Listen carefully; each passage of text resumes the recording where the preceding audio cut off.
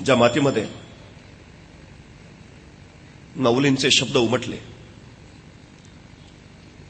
ज्या मातीनं ईश्वराच्या शब्दमुद्रा झेलल्या,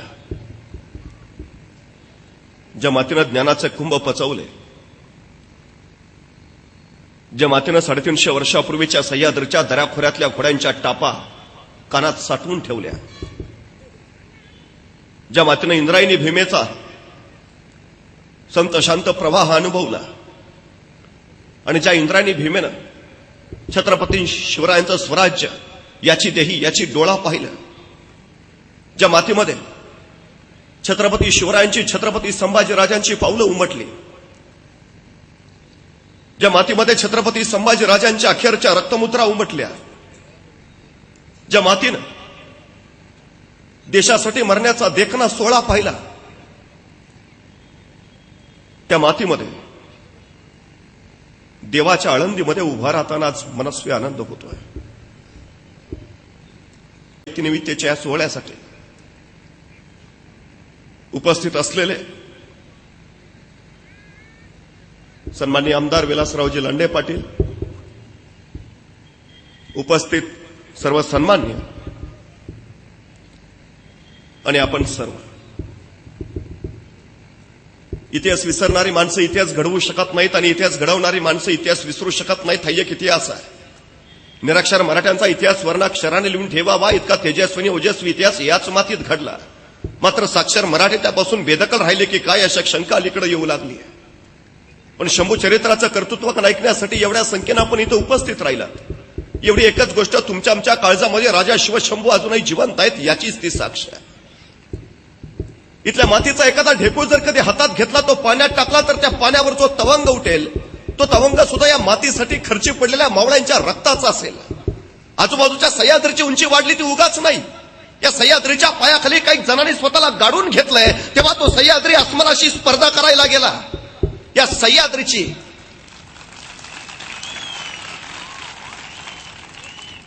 सह्याद्रीची सैर करणं पुन्हा ऐरागैराचं काम नाही.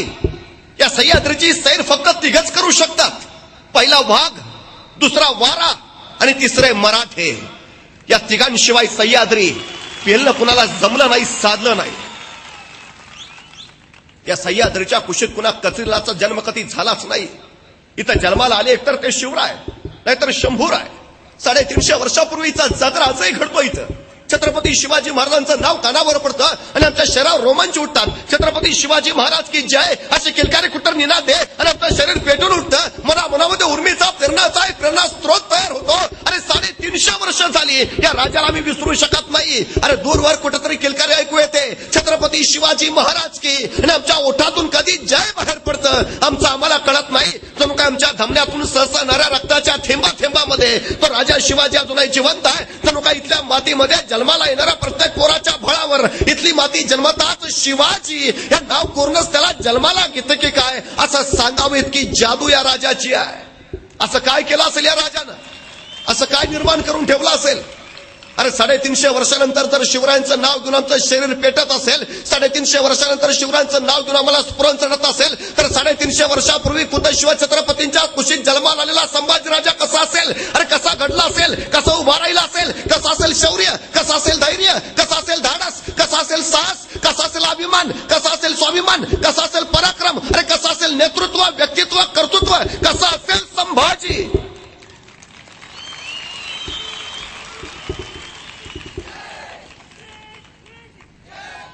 पण ज्यावेळी मी एखाद्या गावरान माणसाला प्रश्न विचारतो, संभाजीराजे कसे होते तुम्हाला माहितीये का? तो 2 शब्दात उत्तर देतो, संभाजी महाराज रगेल होते आणि संभाजी महाराज रंगेल होते. 2 शब्दात संभाजीराजांचा इतिहास बदलून जातो. इतिहासानं नाना आरोपांच्या फैरी झाडल्यावर त्यांच्यावर संभाजी स्वराज्याने संभाजी रगेल, संभाजी रंगेल, संभाजीराजांनी मराठेशाही बुडवली, संभाजीराजे म्हणजे शिवाजींच्या पोटाला आलेला नादान तख्तनशील वारीस, संभाजीराजे म्हणजे स्वराज्यद्रोही, संभाजीराजे म्हणजे मुघलांच्या गोटात जाऊन मिळालेले, संभाजीराजे म्हणजे छत्रपतींचे पुत्र असून युवराज असून मोगलांना सामील झालेले. नाना आरोपांच्या फैरी झाडल्या. बदनाम होत राहिला संभाजी गेली 350 वर्ष. काय वस्तुस्थिती, काय खरा इतिहास? इतिहासाची पानं ज्यावेळी चाळतो, पुरावे पाहतो त्यावेळी लक्षात येतं 14 मे 1657 पुरंदराव एका शिवरत्नाचा जन्म झाला आणि आपल्या ज्येष्ठ पुत्राची याद म्हणून मासाहेब जिजाऊंनी त्यांचं नामकरण केलं संभाजी. बघता बघता संभाजींच्या बाललीलांनी सगळ्यांची मनं हरकू लागली. वय झालं 2.25 वर्ष. त्याच वेळी नियतीनं गलती केली. संभाजीराजांच्या मातुश्री सईबाई महाराणी साहेबांचं निधन झालं. दैवरचं मातृत्वाचं छत्र हरपलं. पिता शिवाजीराजे तर सतत पाठीला मरण मधून मुलूकभर दौड घेणारे पित्याची छत्रछाया वाट्याला यावी कशी. पण याच वेळी सामन्याला मासाहेब जिजाऊ अजून दुसरा शिवाजी घडवायचं सामर्थ्य जिजाऊ नक्कीच आहे सांगत आणि जिजाऊ नावाच्या चलत्या बोलत्या विद्यापीठामध्ये संभाजीराजांचं शिक्षण चालू झालं. संभाजीराजे लिहिणं वाचणं शिकले, चालणं बोलणं शिकले, पळणं खेळणं शिकले. बघता बघता नाना कला, नाना विद्या, नाना गुण त्यांना आत्मसात झाले. 1 नाही, 2 नाही, 3 नाही, 4 नाही, तब्बल 16 भाषा संभाजीराजांना यायला लागल्या. मराठी येते, उर्दू येते, फारसी येते, कन्नड येते, तामिळ येते, मल्याळी येते, हिब्रू येते, पाली येते, संस्कृत सुद्धा संभाजीराजांना येते. राज्यशास्त्र, धर्मशास्त्र, नीतीशास्त्र, अर्थशास्त्र, प्रवासशास्त्र या सगळ्या शास्त्रांमध्ये संभाजीराजे तेच तरवेत झाले. नुसता बुद्धीचाच गुण नव्हे पण त्याच वेळी काव्य गुण सुद्धा त्यांनी जोपासला. संभाजीराजांनी वयाच्या 14व्या वर्षी बुधभूषणम नावाचा ग्रंथ संस्कृत मध्ये लिहिला. या बुधभूषणम नावाच्या ग्रंथामध्ये संभाजीराजे श्री गणेशाचं वर्णन करताना लिहितात. पद पदम पत्र समचरण जंग जिमी कनक करब कर ना विललित कबीर उदर लंबित विशाल वर वर दीर्घति मुंडी कर देत चारी फल एक दंत रुसुंड लवतारी जात सकल मल. हे संभाजी राजांनी संस्कृत मधून श्री गणेशाचं केलेलं वर्णन आहे. नखशिका, नायिका भेद, 7 शतक यासारखे कैक ग्रंथ त्यांनी प्रसिद्ध केले आणि बघता बघता उत्तम कवी म्हणून संभाजी राजांचा नावलौकिक झाला. बुद्धीचं कार्यक्षेत्र काबीज केलंच पण त्याच वेळी शरीर संपदेचं हा संभाजी नाना विद्यांमध्ये व्यायामामध्ये तेच तरवेत झाला. मल्लविद्या, भालाफेक, तलवारबाजी, घोडेस्वारी याच्यामध्ये संभाजीराजांनी मोठी हुकूमत पैदा केली. अरे घोडेस्वारीमध्ये संभाजीराजांचा हात कुणी धरत नव्हतं. तत्कालीन काळामध्ये पळत्या घोड्याला एका पायावर उभा करणारा आणि गर्दीची डोळ्याची पापणी मिट्टे तोड फिरवणारा या जगाच्या पाठीवर एकच योद्धा झाला. त्या योद्ध्याचं नाव होतं संभाजी. ही झेप कुणाला बाकी जमलीच नाही. बघता बघता संभाजींच्या या कर्तृत्व गुणांनी स्वराज्य मोहरत निघालं. संभाजीराजांचं येणं जणू स्वराज्याला भाग्यशाली ठरलं. संभाजीराजांचा जन्म झाला आणि स्वराज्य वाढत वाढत वाढत वाढत वाढत निघालं. प्रतिपक्ष चंद्र लेखेव प्रतिपदेच्या चंद्राच्या कलेप्रमाणे स्वराज्य संवर्धित होत गेलं. बघता बघता 8.5 वर्षाचे झाले संभाजीराजे. त्याच वेळी महाराष्ट्रावर मिर्झा राजे जयसिंगाचं आगमन झालं आणि छत्रपती शिवरायांना नाईलाजानं तह करावा लागला. पुरंदरासह 23 किल्ले बहाल करावे लागले आणि त्याच वक्ती मिर्झा म्हणाला, राजे आपले पुत्र संभाजीराजे आमच्याकडे ओलीस म्हणून राहतील आणि नरसिंह व्याकुळला नाही राजे हे राजकारण नव्हे. आणि मिर्झा हसत म्हणाला, राजे हे राजकारणच आहे. आणि वयाच्या 8.5व्या वर्षी संभाजी मोगलांकडे ओलीस म्हणून राहिले. आणि त्याच वेळी वयाच्या 8.5व्या वर्षी संभाजींचा प्रत्यक्ष राजकारण प्रवेश झाला. यथा काल शिवरायांनी मनसबी पत्करल्या, औरंगजेबानं मनसबी धाडल्या. शिवरायांना 5000 मनसबदार तर संभाजीराजांना 7000 मनसबदार केलं. पित्यापेक्षा पुत्राला मनसब अधिक दिली गेली. जो औरंगजेबाला कळून चुकलं होतं पित्यापेक्षा पुत्र सवाईच निपजणार आहे. त्याच वेळी औरंगजेबाचा खलिता आला. शिवरायांना आग्र्याला बोलावलंय. सोबत मनसबदार म्हणून संभाजीराजांनाही न्यायचं आहे. एका पित्याचं काळीज व्याकुळलं. अरे 9 वर्षाचा पोर आहे, टिवलाचा पोर आहे, कसं न्यावं त्याला? या मुलकापासून त्या मुलकापर्यंत वैराण वनवास भोगेल का त्याला? अरे ऊन वारा वादळ पाऊस या प्रवासात कसा टिकेल, कसा तगेल? पण त्याच वेळी शिवरायांना लक्षात आलं, अरे संभाजी म्हणजे एकट्या शिवरायांच्या पोटाला आलेला पोर नाही, तो सह्याद्रीच्या कुशीत आणि महाराष्ट्राच्या मुशीत जन्माला आलेला मराठ्याचा पोर आहे. ते धैर्य, ते शौर्य त्याच्यात आई आहेच. आणि त्याच वेळी शिवरायांनी शंभूराजांच्या शिक्षणाच्या दृष्टीनं हा फैसला महत्वाचा मांडला. संभाजीराजांना याच काळात सोबत नेलं तर संभाजीराजे मोगली रियासतीचा, मोगली दरबारीचा, औरंगजेबाच्या राजकारणाचा यथाकाल अभ्यास करू शकतील. राजकारणावरची त्यांची मांड घट्ट होईल, यथायथ अभ्यास शिक्षण होईल. आणि शिवरायांनी त्यांना सोबत घेतलं. या मुलकापासून आग्रा मुत्रेपर्यंतच्या त्या मुलकापर्यंतचा सगळा प्रवास संभाजीराजांनी लिलया झेलला. राजे आणि संभाजीराजे औरंगजेबाच्या दरबारात हजर झाले. पण इथंच औरंगजेबानं गहरी चाल खेळली. शिवरायांना मागच्या रांगेत उभा केलं आणि महाराष्ट्राचा नरसिंह खवळला. आणि बघता बघता बनेदारपणे भर दरबारात औरंगजेबाला फटकारून उभा राहिला. सगळा दरबार कापत राहिला. एवढा एवढा एवढा स्वाभिमान. अरे आतापर्यंत दिल्लीपतीची अशी नामुष्की कुणी केली नव्हती, असा अपमान कधी घडला नव्हता. आणि या शिवरायांनी भर दरबारामध्ये औरंगजेबाला फटकारावं. उभा दरबार थरथर कापत होता. अरे चुकून जर शिवरायांकडे तलवार असती ना त्यावेळी, तर तिथंच औरंगजेबाचा यदा कदाचित शिरच्छेद सुद्धा झाला असता. मोगलांच्या दरबारात जाऊन मोगलांची दानादान शिवरायांनी उडवली आणि फटकारून सरळ चालते झाले. औरंगजेबानं समजोतीचा प्रयत्न केला, पण राजा बदला नाही. पण त्याच वेळी औरंगजेबानं जहरी चाल खेळली. शिवरायांच्या भोवतीचे पहारे कडक केले आणि बघता बघता शिवरायांच्या गळ्याभोवतीचा फास आवळायला सुरुवात केली. शिवरायांना कळून चुकला, औरंगजेबाच्या मगरमिठीतनं सुटका नाही. आणि त्याच वेळी शिवरायांच्या लक्षात आलं, सगळ्याच लढाया तलवारीच्या बळावर नाहीत खेळल्या जात, काही लढाया बुद्धीच्या बळावर सुद्धा खेळाव्या लागतात. तलवारीच्या पात्याला एकदा बुद्धीची धार चिकटली की मग शौर्य लखलखतं. आणि बघता बघता शिवरायांच्या तलवारीला बुद्धीची धार चिकटली आणि चाल आखली जाऊ लागली. पण शिवराय त्या दिवसापासून औरंगजेबाच्या दरबारात कधी गेले नव्हते. पण शिवरायांचे प्रतिनिधी म्हणून संभाजीराजे मात्र औरंगजेबाच्या दरबारात येत जात असत. एके दिवशी भर दरबारात औरंगजेबानं संभाजीराजांना विचारलं, संभाजीराजे, आपण उत्तम मल्लविद्या जाणता असा मी ऐकून आहे, आपण उत्तम कुस्ती खेळता असं मी ऐकलंय. मग संभाजीराजे, आमच्या दरबारात सुद्धा चांगले चांगले मल्ल आहेत, आमच्या दरबारातल्या एखाद्या मल्लाशी कुस्ती खेळाल का? तसा 9 वर्षाचा छावा कडाडला. आम्ही फक्त आमच्या लायकीच्या मल्लांशीच कुस्ती खेळतो आणि तुझ्या दरबारात माझ्या लायकीचा एकही मल्ल नाही. सभा हे महाराष्ट्राचं पाणी होतं. महाराष्ट्राचा स्वाभिमान संभाजीराजाने वयाच्या 9व्या वर्षीच औरंगजेबाला दाखवला. पण बघता बघता औरंगजेबाची मिठी आवळत गेली. शिवरायांचा गळा गुदमरू लागला. आणि त्याच वेळी शिवरायांना बाहेर पडायला मुभा नाही.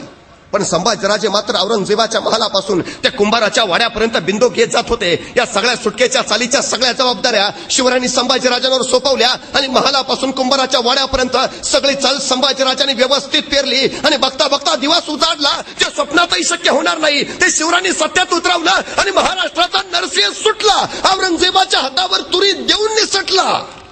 पण आपला एकुलता एक पोर संभाजी, त्याला मागं ठेवून यावेळी एका पित्याचं काळीच गलबला नसेल का?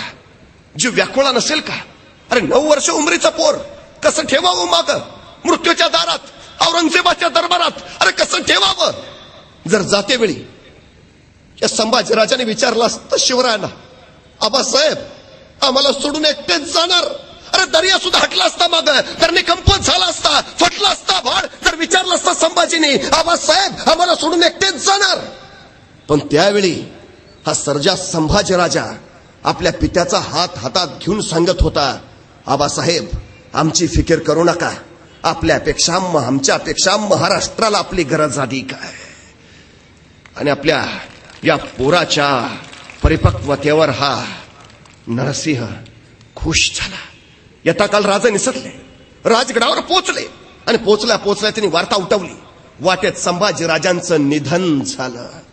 वयाच्या 9व्या वर्षी संभाजीराजांच्या पाटीला जे मरण बांधलं गेलं ते इंद्रायणी भीमेच्या तीरावर मरला नड्या छकन समोर जाईपर्यंत ते मरण त्यांची तशीच सोबत करत राहिलं. पण शिवरायांनी उठवली होती हुल.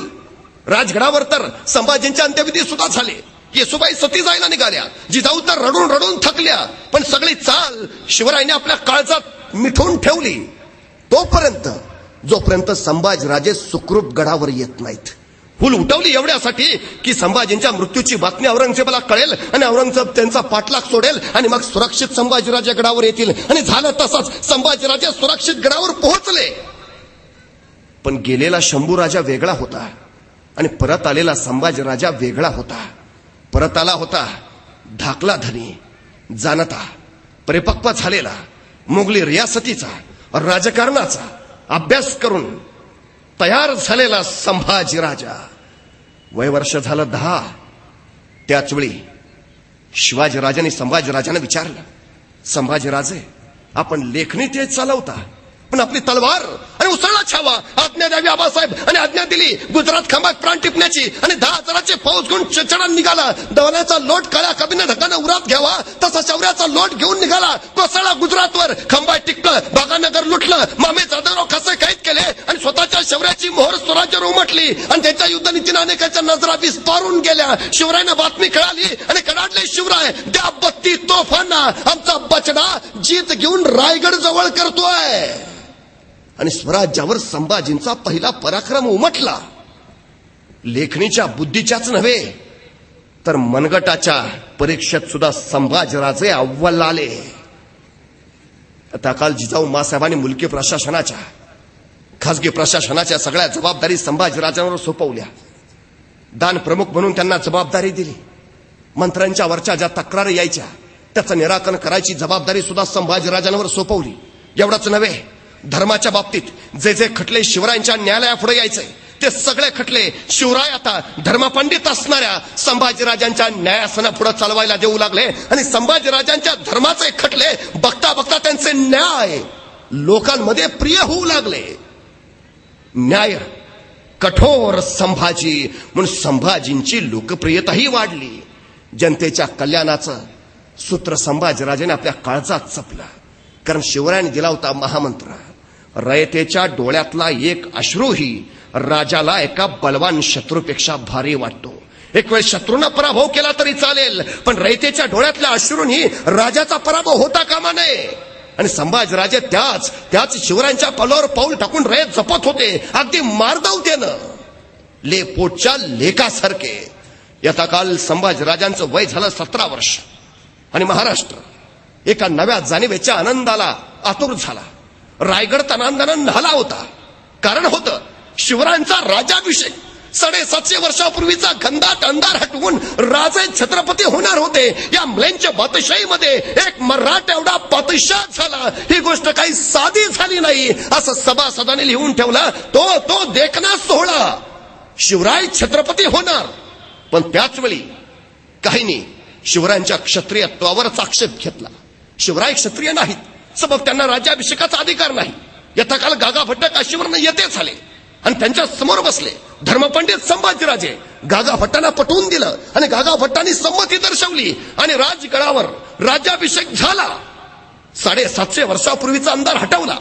लोकशाही राज्य निर्माण झालं, लोककल्याणकारी राज्य निर्माण झालं, शिवकल्याणकारी राज्य निर्माण झालं. शिवशाही अवतरली. रयतेच्या डोळ्याच्या कडा आनंदानं पाणावल्या. राजा छत्रपती झाला. पण त्याच वेळी इतिहासात आणखीन एक घटना घडली. आतापर्यंत मराठ्यांची पोरं फक्त सरदार पुत्र होती. संभाजीराजे पहिले छत्रपती पुत्र ठरले. संभाजीराजे पहिले युवराज झाले. या घटनेपर्यंत संभाजीराजांवर एकही आरोप नाही, एकही डाग नाही. पण या घटनेनंतर संभाजीराजांच्या चरित्राचं पाणी असं काही वेगळ्या पाट्यानं वळवून देण्यात आलं की मूळचा संभाजी राजाच हरवून गेला. मल्हार रामराव चिटणीस या बकरकारानं आपल्या खापर पंजोबाला संभाजींनी हत्तीच्या पायी दिलं. याचा राग मनात देऊन संभाजीराजांचं अत्यंत विकृत चित्रण केलं. सभासद बकरानंही तसंच केलं. या 2 बकरींचा आधार घेऊनच मग पुढचं लेखन झालं आणि संभाजीराजा बदनाम होत राहिला. संभाजीराजांवर आतापर्यंत 60 नाटकं आणि 27 चित्रपट आले. खुद्द शिवरायांवर सुद्धा एवढे झाले नाहीत. आम्हाला चकचकीत पॉलिशड जगण्याची सवय लागली. दादा कोंडकेंच्या चित्रपटात एक गाणं आहे, चंदनाच्या पाटावर सोन्याच्या ताटावर मोत्याचा घास तुला भरवीन ग. आम्हाला बरं वाटतं. चंदनाचा पाट आहे, सोन्याचं ताट आहे, मोत्याचा घास आहे आणि भरवायला ती आहे म्हणल्यावर आनंदच आहे. पण हेच गाणं माझ्यासारख्यानं जरा वेगळ्या पद्धतीनं म्हटलं, बाबळीच्या पाटावर जर्मनच्या ताटावर हायब्रिडचा घास तुला भरवीन ग. ऐकायलाही बरं वाटत नाही, बोलायलाही बरं वाटत नाही, खायलाही बरं वाटत नाही. आमची हीच अवस्था नेमकी चित्रपट निर्मात्यांनी, नाट्य निर्मात्यांनी, कादंबरीकारांनी टिपली आणि संभाजीराजांचं जगणं वास्तवतेनं न रेखाटता ते अधिक चकचकीत पॉलिशड करायचा प्रयत्न केला. थोरातांची कमळा, मोहित्यांची मंजुळा, गोदावरी अशी काही पात्र आणली गेली. मोरेश्वर आत्माराम पठारे यांनी संभाजींवर पहिलं नाटक लिहिलं. या नाटकामध्ये त्यांनी तुळसा नावाचं पात्र आणलं. हीच तुळसा बेबंदशाहीमध्ये औंधकरांनी आणली. पण नाटकाच्या प्रस्तावनेमध्ये औंधकर असं लिहितात की या नाटकात नाटकात योजलेलं तुळसा नावाचं पात्र पूर्णपणे काल्पनिक असून तिचा इतिहासाशी काडीमात्र संबंध नाही. पण 3 तास नाटक बघताना आम्हाला प्रस्तावना वाचून दाखवली जात नाही, त्यामुळे तुळसा खरी का खोटी याचा पत्ता आम्हाला लागत नाही. पण 3 तास नाटकात संभाजी बरोबर तुळसा दिसते आणि मग नाटक संपल्यावर आम्ही म्हणतो एवढे आता दोघं 3 तास होते बरोबर म्हणल्यावर असणार काहीतरी दोघांचं, उगा दाखवत्यात काय. सत्याच्या तळाशी वास्तवाच्या मुळाशी आम्ही जात नाही आणि एखादी नाहक व्यक्तिमत्व बदनाम होत राहतं की आमची सगळ्यात मोठी शोकांतिका आहे. सगळ्यात मोठी चित्रपट काही बघितले आम्ही, थोरातांची कमळा, मोहित्यांची मंजुळा आजही दूरदर्शनवर लागतात. काय दाखवलं या थोरातांच्या कमळामध्ये? संभाजीराजे त्या थोरातांच्या कमळावर जबरदस्ती करतात. तो आघात सहन न झाल्यामुळे थोरातांची कमळ आत्महत्या करते. चित्रपटाच्या शेवटी ती समाधी सुद्धा दाखवली. वर निवेदन आहे, हीच त्या थोरातांच्या कमळाची समाधी जिच्यावर संभाजी त्याला शोध लागला असेल की थोरातांच्या कमळाची समाधी, निदान त्याच्यावर काय लिहिलंय ते बघावं तरी. म्हणून काय लिहिलंय ते वाचलं, आश्चर्याचा धक्का बसला. कारण थोरातांची कमळा निधन पावल्याचं साल होतं 1698 साल आणि संभाजीराजांचं निधन झालंय 1689 साली. म्हणजे संभाजीराजांच्या मृत्यूनंतर 9 वर्षांनी थोरातांची कमळा मेली. मग तिच्यावर नंतर 9 वर्षांनी जबरदस्ती करायला संभाजींचं भूत गेलं होतं का? अजूनही प्रश्न नाही पडला आम्हाला. 350 वर्ष झाली उघड्या डोळ्याने आमच्या राजाची बदनामी बघत बसतो आम्ही, उघड्या डोळ्यांनी. अरे शिवछत्रपतींचा पुत्र आहे, कल्याणच्या सुभेदाराची सुनाईच्या मानानं माघारी पाठवली त्या राजाचा पुत्र आहे. अरे तत्कालीन काळात काही स्त्रियांचा राणीवास असणं गैर नव्हतं, नाटकशाळा ठेवणं समाजसंमत होतं. किती आहेत संभाजीराजांच्या चरित्रात? 2 नावं आढळतात, दुर्गाबाई त्याही काही देत, राहिला फक्त येसूबाई. श्री सखी राज्ञी जयती महाराणी येसूबाई यांच्याशिवाय संभाजींच्या चरित्रात नाव आढळत नाही कुणाचं. का?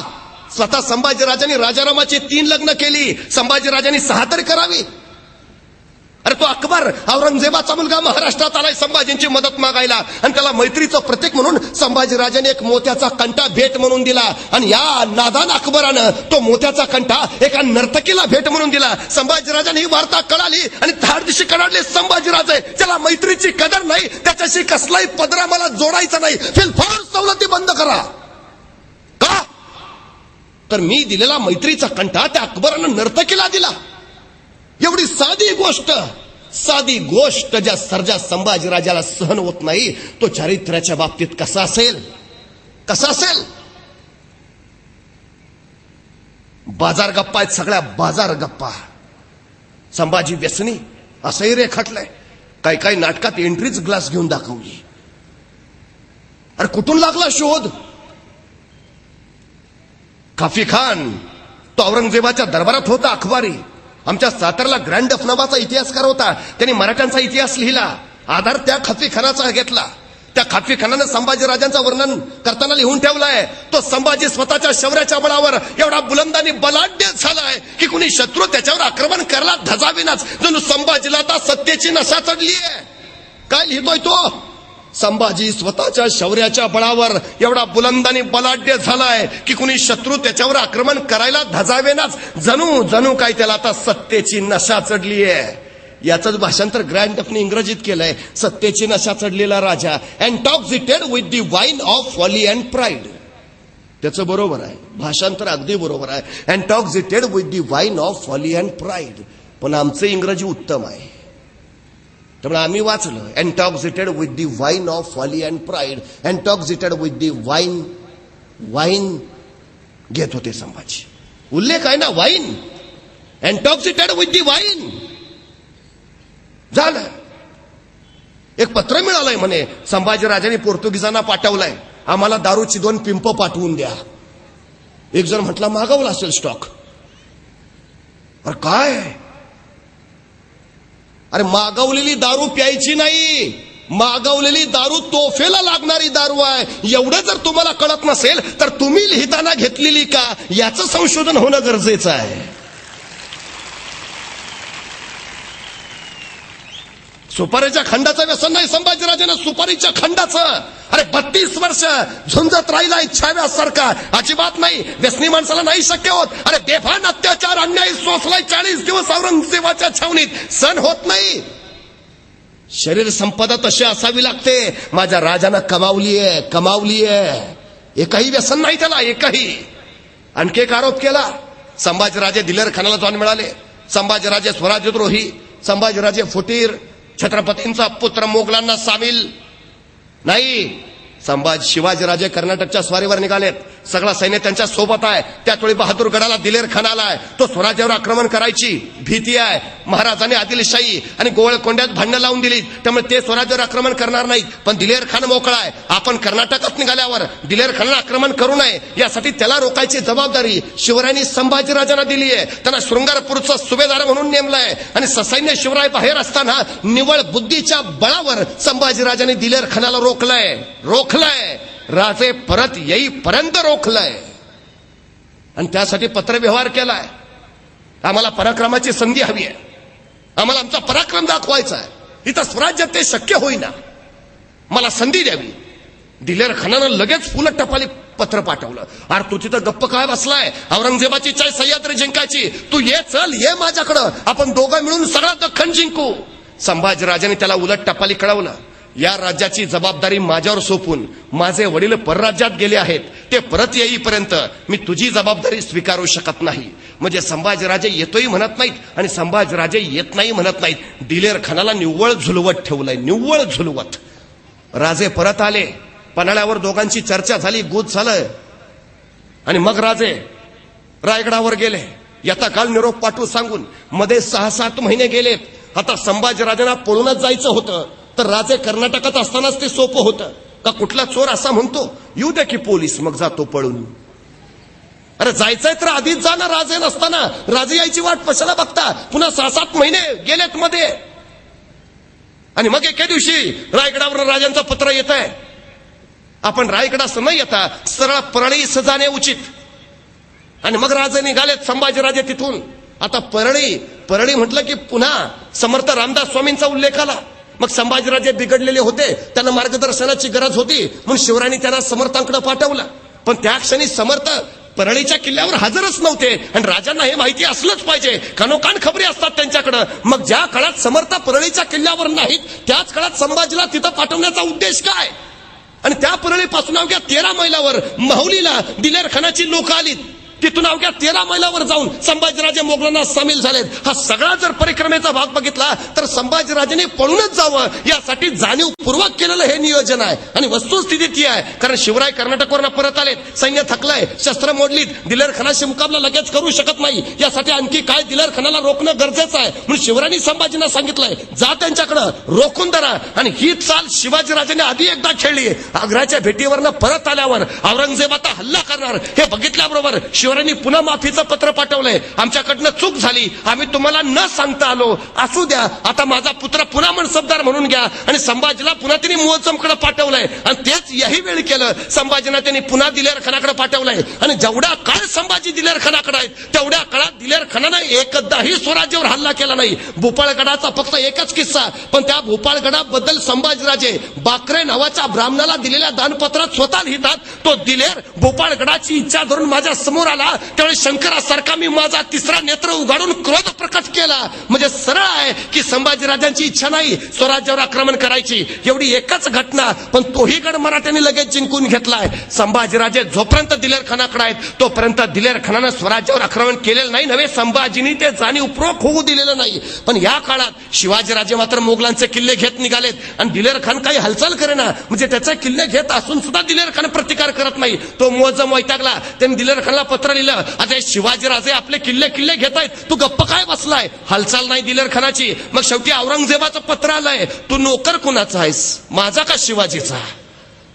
आणि मग दिलेर खानला हालचाल करणं भाग पडलं. मग दिलेर खान पन्हाळ्यावर हल्ला करायला निघाला, मध्ये अथणीला मुक्काम पडला. भीमसेन सक्सेना नावाचा इतिहासकार लिहितो, शिवाजींची माणसं गुप्तपणे संभाजीराजांकडे येत जात असत. एके दिवशी शिवाजींच्या माणसांनी संभाजीला अलगद बाहेर काढले, विजापूरला मसूद खानाकडे नेले आणि तिथून मग संभाजीराजे पन्हाळ्यावर आले. म्हणजे शिवाजींच्या माणसांनी संभाजींना सोडवून नेलंय. आता संभाजी जर फितूर असते, मोगलांना जाऊन मिळाले असते, तर शिवराय त्यांना परत कसे आणतात? खंडोजी खोपडा फितूर झाला, शिवरायांनी त्याचे हातपाय तोडले. संभाजी कावळे मोगलांना जाऊन मिळाला, प्रतापराव गुजरा कर्वी त्याला ठार मारलं. मग शिवराय तो न्याय संभाजीला का लावत नाही? साधी गोष्ट आहे, ही चालच शिवरायांची आहे. हे जे केलंय संभाजीनी ते शिवरायांच्या इच्छेनुसारच केलंय. आणि शिवरायांच्या राजकीय चाली अशाच राहिल्यात. ते गणेवाडीला जातो म्हणून सांगतात आणि सुरतेची लूट करून परत येतात. ते संभाजींचं वाटेत निधन झालं म्हणून सांगतात आणि संभाजींना सुखरूप घेऊन येतात. आम्ही अलीकडे म्हणतोच की पवार साहेब बोलतात एक आणि करतात एक. त्यांचं राजकारणच काही कळत नाही. आताच्या पवार साहेबांचं राजकारण आम्हाला कळत नाही. 350 वर्षापूर्वीच्या शिवरायांचं राजकारण आम्हाला काय कळणार? गुप्त गोष्टी आहेत, गोपनीय भाग आहे.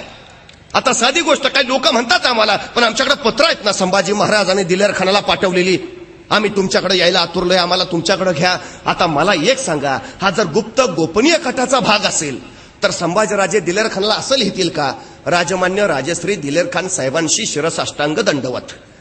तेच काय झालं, आमचे आबासाहेब नुकतेच कर्नाटकवरनं परत आलेत, आमचं सैन्य थकलंय, शस्त्र पण नीट तयार नाहीत, त्यामुळे आमचा आबासाहेब म्हणले आपण काय आताच दिलेर खानाबरोबर लढू शकत नाही. मग संभाजीराजे करता का असं, जाता का दिलेर खानाकडं, जावा जरा वर्ष दीड वर्ष तिथं जाऊन त्यांना गाफील ठेवा, झाली तयारी की आम्ही तुम्हाला कळवतो, मग या इकडं. मग कसं काय वाटतोय आमचा प्लॅन दिलेर खान साहेब तुम्हाला? मग काय म्हणताय तुम्ही, मग येऊ का तुमच्याकडं?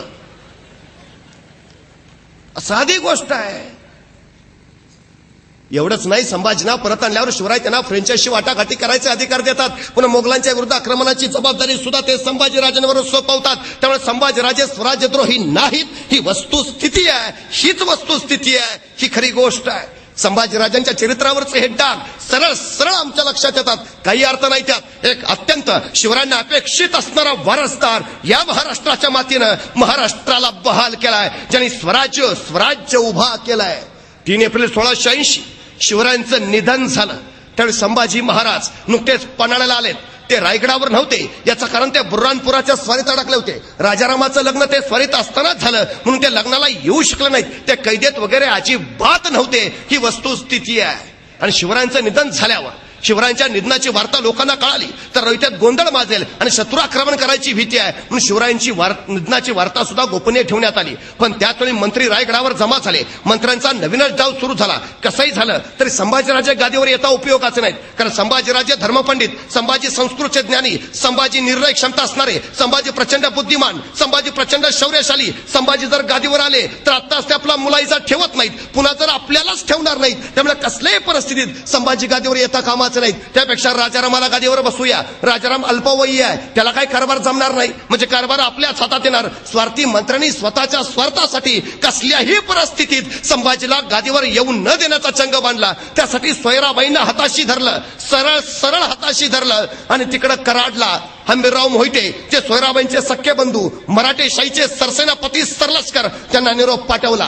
पन्हाळ्यावर संभाजीला कैद करायला जायचं, आपण ससैन्य तयार राहा. त्यांची भूमिका अशी की कुठल्या मामाला वाटणार नाही आपला भाचा गादीवर येऊ नये. आता राजारामाला गादीवर बसवतोय म्हटल्यावर मामा हंबीरराव तर लगेच तयार होतील, आणि झालंही तसंच. हंबीररावांनी लगेच कळवलं मी तयारच आहे, तुम्ही या. मग म्हणूनच संभाजींना कैद करायला जाऊ. मंत्री आनंदले, निघाले, आले, तळबीडला आले. हंबीररावांच्या पुढं चला आता सैन्य घ्या, संभाजीला कैद करायचं आहे. आणि त्या क्षणी हंबीररावांनी डाव बदलला, बुमरांग त्यांच्यावर उलटवलं, आल्या मंत्र्यांना सरळ काढण्या चढवल्या, सगळे कैद केले, सर पन्हाळ्यावर नेऊन संभाजींच्या पायावर घातले आणि कडाडले सरलष्कर. ही काय नादान हरामजाद माणसं, राजा जाऊन अजून 11 दिवस नाही झाले आणि त्यांच्या पोटच्या गोळ्याला कैद करायला आल्यात, घ्या ताब्यात. आणि मंत्री फिलपोट गिरफ्तार झाले. संभाजीराजांनी त्यांना कैदेत ठेवलं. 1 महिना पन्हाळ्यावरच कारभार चालवला आणि मग संभाजी रायगडावर आले.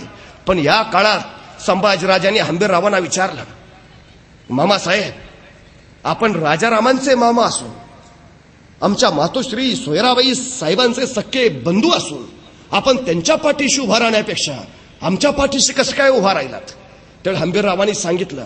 या मंत्र्यांचा डाव लक्षात येताच आणि मंत्री माझ्याकडे येताच सोयराबाईंनी मला कळवलं की कैसे हे करून संभाजीराजांना वाचवणे. सोयराबाईंनी निरोप दिल्यामुळेच मी आपल्याला वाचवू शकतो. दुर्दैवानं सोयराबाईंची भूमिका मराठ्यांच्या इतिहासात कैकई सारखी करून टाकल्यामुळं त्याही व्यक्तित्वावर अन्याय झालाय. ही सगळ्यात मोठी वस्तुस्थिती. त्यांना भिंतीत चिनून बिनून मारलं, असल्या काही गोष्टी कल्पोकल्पित रंगवल्यात. अजिबात नाही. सोयराबाईंना कुणीही भिंतीत चिनून मारलं नाही. उलट या घटनेनंतर 1.5 वर्ष पुढे सोयराबाई जिवंत आहेत. ही वस्तुस्थिती आहे. रायगडावर संभाजीराजे आले, शिवरायांचे अंत्यविधी सुद्धा नीट झाले नव्हते. संभाजीराजेने पहिल्यांदा ते करून घेतले. रायगडावर शिवरायांची समाधी उभारली आणि तब्बल स्वराज्याची घडी नीट बसून तब्बल 9 महिन्यांनी स्वतःला राज्याभिषेक करून घेतला. संभाजीराजे स्वराज्याचे दुसरे छत्रपती झाले. पण त्याच वेळी महाराष्ट्राचं आभाळ काळवंडलं होतं.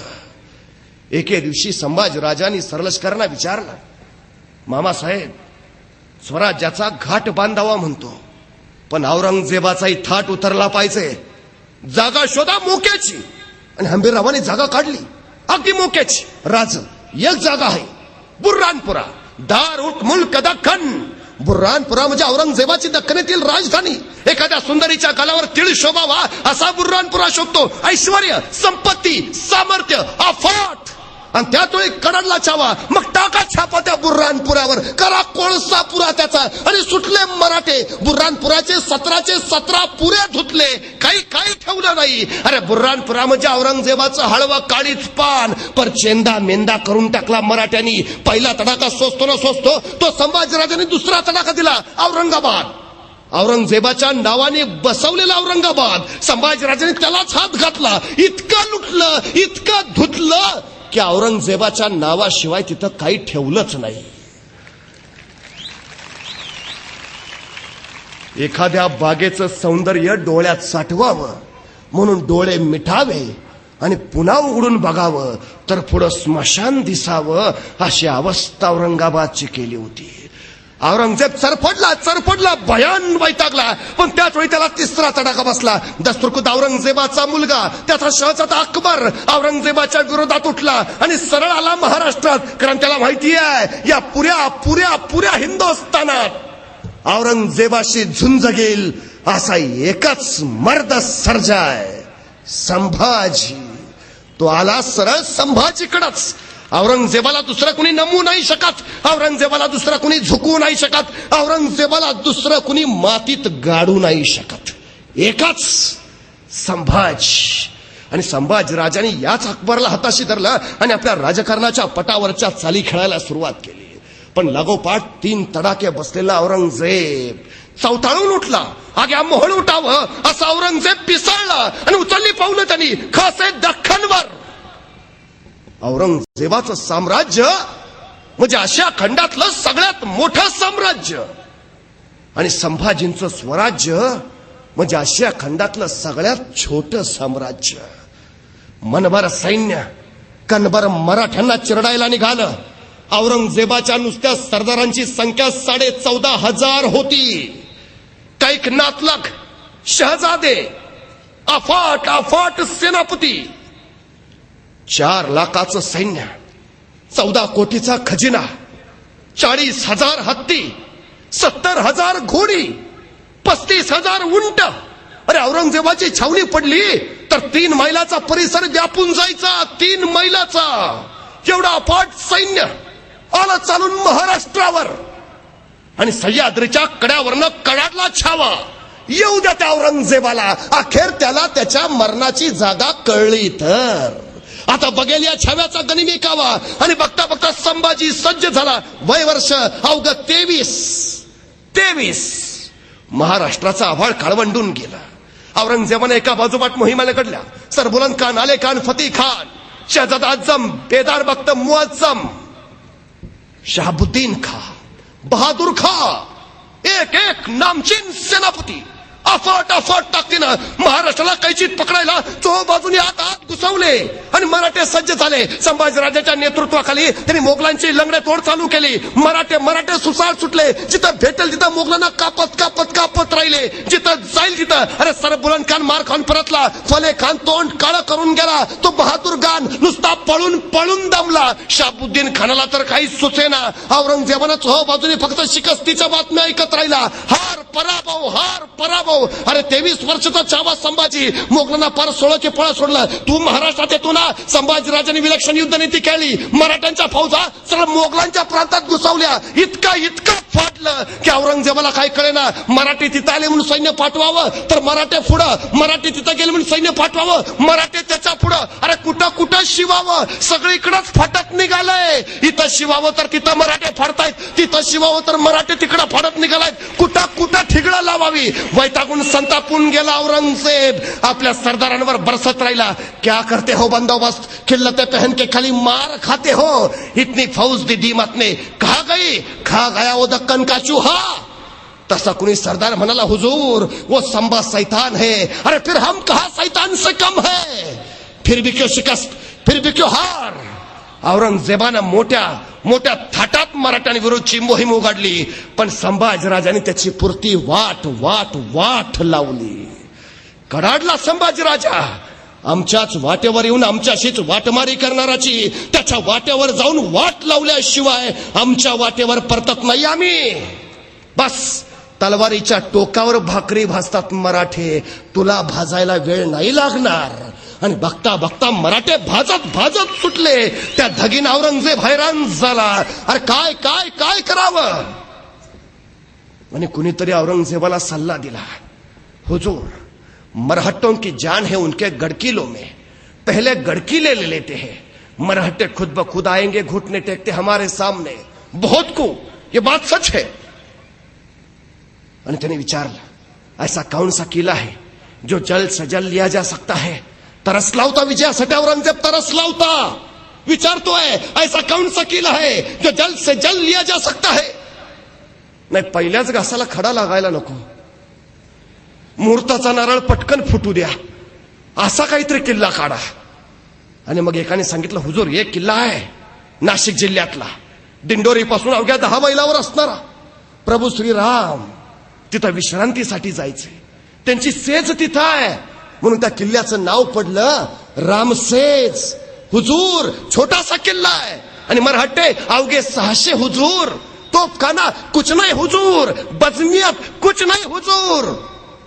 कौन जाएगा. आणि उभारला शहाबुद्दीन खान, हुजूर हम जाएंगे. कितने दिनों में ले लोगे किला, कितने दिन. हुजूर 1 दिन काफी है. आज गया कल किला लेके आया, बस बात खत्म.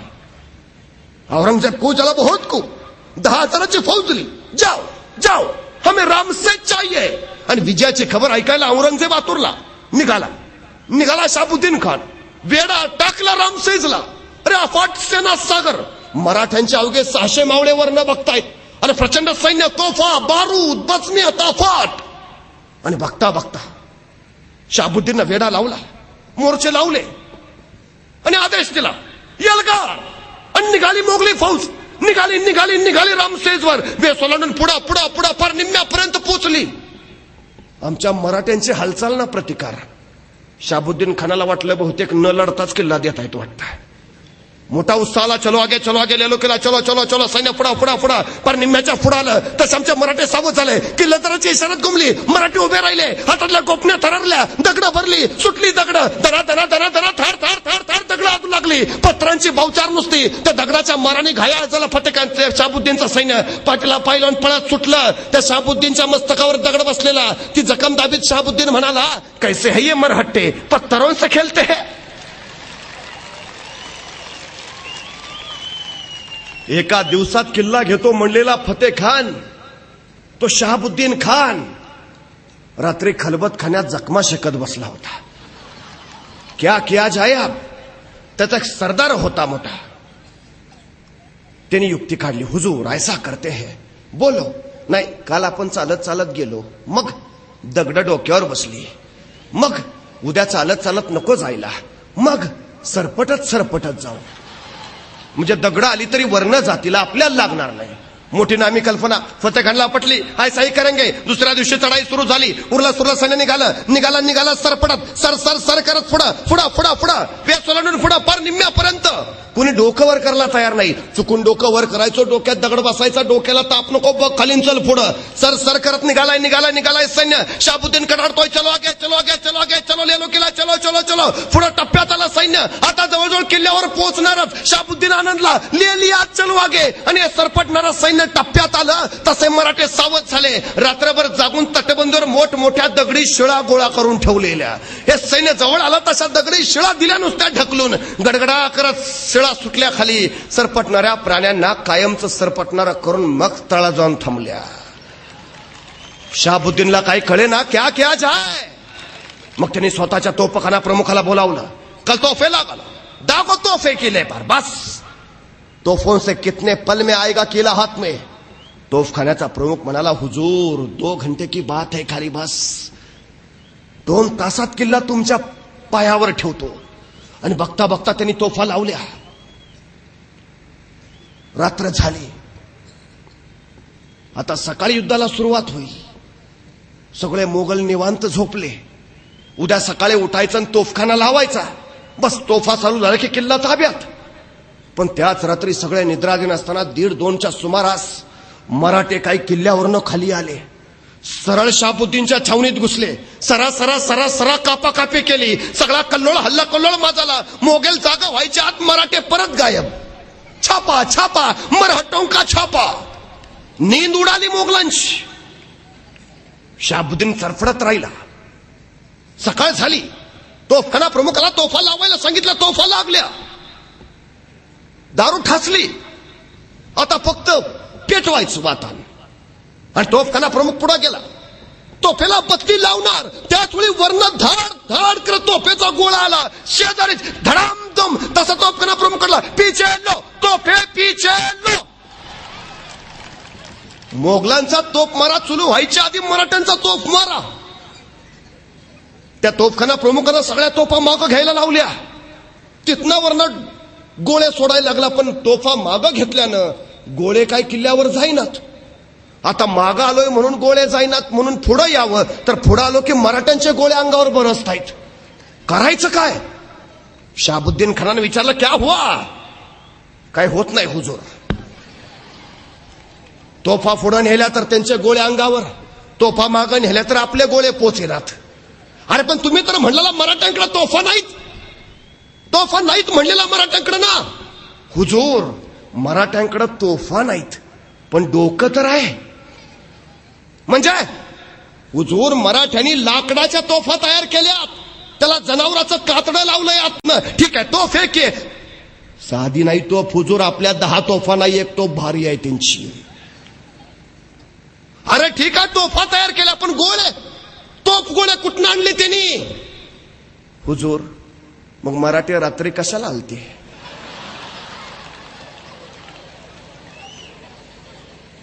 हे गोळे आपलेच आहेत.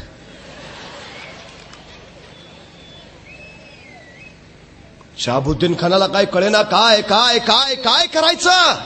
महिना झाला, 1.5 महिने झाले, 2 महिने झाले, 3 महिने झाले, 4 महिने झाले, 5 महिने झाले.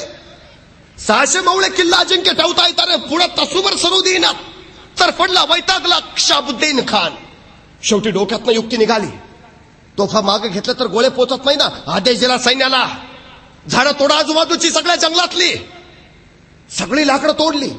1.5-2 महिने काम चालू आहे. शहाबुद्दीननं अफलातनं किमया केली. किल्ल्याच्या उंचीचा प्रचंड मोठा लाकडी बुरुंजच त्यानं उभा केला. लाकडी दमदमा.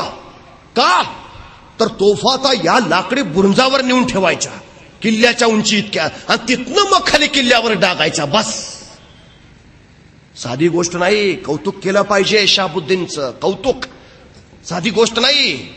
अरे किल्ल्याच्या उंची इतका लाकडी बुरुज, आणि तोही केवढा. 50 तोफा बसतील वर आणि 500 सैनिक उभा राहील वर. एवढा मोठा बुरुंज. सगळा बुरुंज बांधेपर्यंत मराठे शांत बघत राहिले. चालू द्या तुमचं. बुरुंज उभा राहिला. तोफाईवर चढवल्या. आता उद्या बुरुंजावरनं तोफवारी चालू करायची किल्ल्यावर. बस किती दिवस लढतायत बघू. रात्री सगळे थकले मोगल शांत पडले आणि मराठे नेमके 1:30 वाजता बाहेर पडले. त्या बुरुंजाच्या पुढे आले. दारू गोळा बुरुंजाच्या कडेने ठासून भरला. पूर्वी हुक्के असायचे. हुक्के हुक्के म्हणजे गावठी बॉम्ब.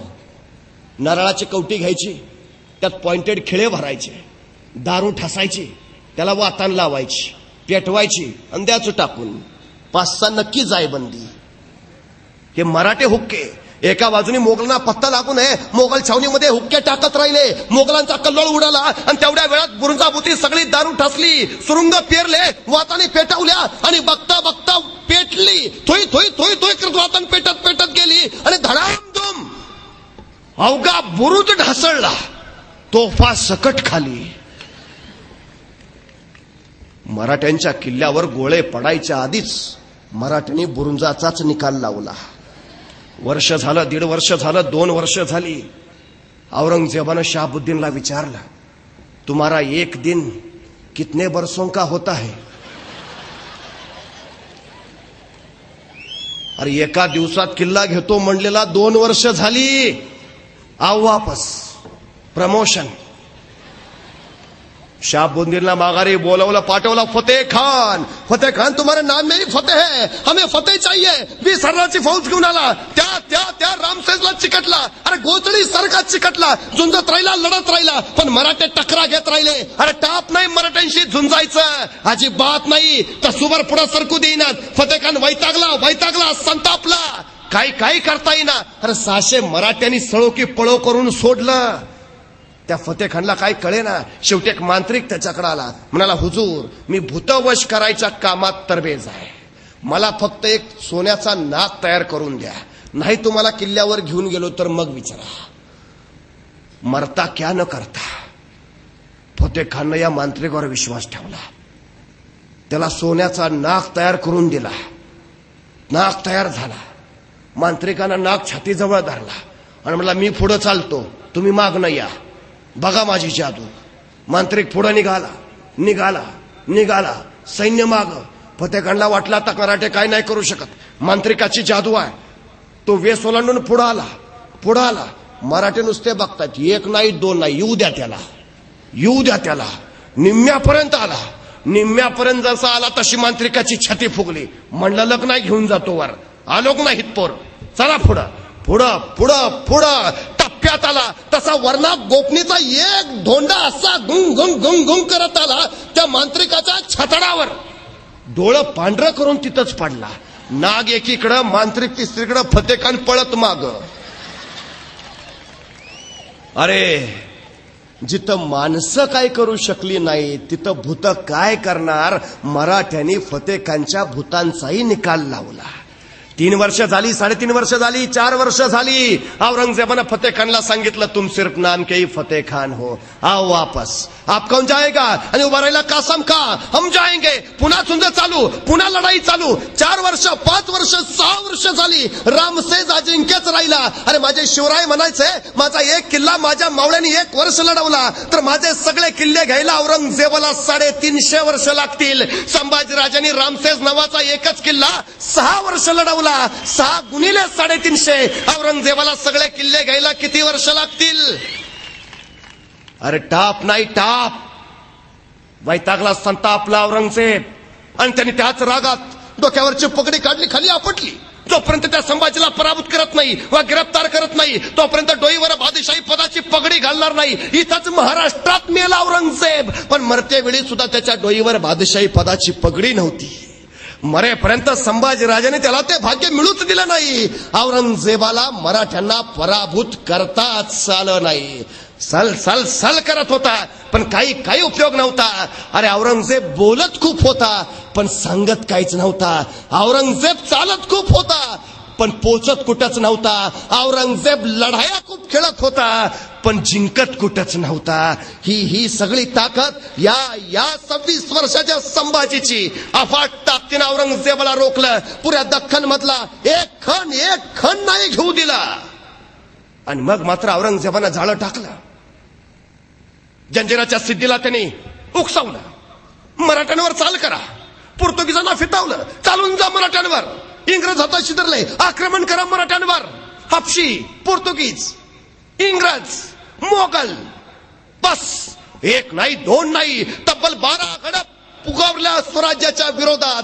आणि तब्बल 12 गड्यावर निकराचे पंजे फाड करत सर्जा संभाजीराजा झुंजत राहिला. बस औरंगजेबाच्या चेतावणीमुळे सिद्धीनं हैदोस मांडला. जंजिरातला सिद्धी, राम पाटलानं बांधलेला जंजिरा आदिलशाहीकडे आला आणि मग परत तो सिद्धीकडे पोहोचला. आता हा सिद्धी म्हणजे मुजोर आणि माजूर झालेला. अरे जंजीरला बेलाग संरक्षण दर्याचं पोचला कठीण तिथं. शिवाजी महाराजांनी काही वेळा प्रयत्न केला, जिथं शिवराय तिथं विजय, पण जंजिरा त्याला अपवाद ठरला. जंजिरा जिंकता आला नाही, कारण त्याच्या भोवती असलेली रोह्याची खाडी, दलदलीचा प्रदेश आणि समुद्राचं बेलाग संरक्षण. जंजिरा जिंकणं सोपं नव्हतं. हे हापशी सिद्धी जंजिरातनं बाहेर पडायचे, काठावरच्या गावातल्या बायका पाठवायचे, त्यांना समुद्रात भर तरवावर आबरू लुटात सोडायचे, आक्रोश किंकाळ तिथं वाऱ्यावर भिजायच्या, माणसांना पकडायचे, त्यांचे नाक कान कापायचे, रक्ताळायचा दर्या. अरे किती बायका पाठवल्या असतील, किती माणसं कापले असतील, किती किती आकांत मांडलाय. ही माणसं एके दिवशी आली संभाजीकडं. राज ह्यो सिद्धी माती करतोया पार, बाया बापड्या पळवतोया, भोगतोया, लुटतोया, माणसं पाठवतोया आणि कडाडला छावा. आमच्याच मातीतून आमचीच माती. त्या सिद्धीची एकदा माती केलीच पाहिजे. खेळू जंजिऱ्यावर रक्ताचे रंगपंचमी. आणि निघाला सर्जा, निघाला जंजिऱ्यावर.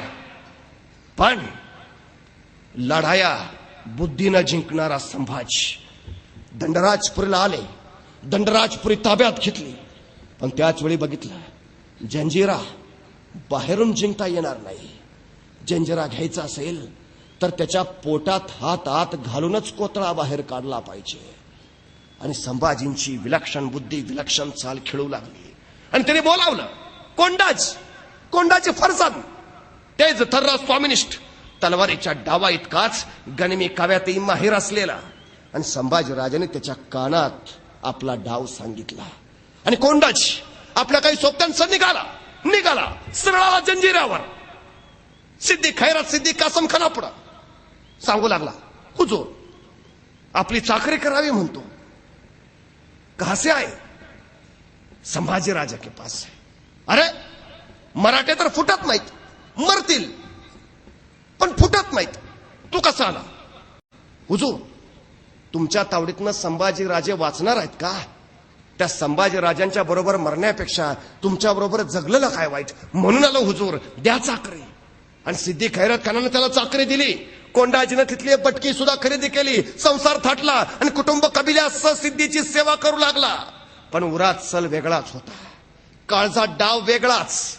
आपल्या धन्यानं दिलेला डाव, आपल्या धिनानं दिलेला शब्दबास. कोंडाजीची नजर जंजिऱ्यावर भिरभिरू लागली. संभाजीराजांचा आदेश होता त्याच्या पोटात हात घालूनच कोतळा बाहेर काढायचा. आणि कोंडाजीचा हात जंजिराच्या पोटात फिरवू लागला. डाव असा की जंजिरावर असणारी दारू गोळ्याची कोठारच उडवून द्यायची. बस असा धमाका की जंजिरा डचमळला पाहिजे दर्यात, विसर्जितच झाला पाहिजे दर्यात जंजिरा.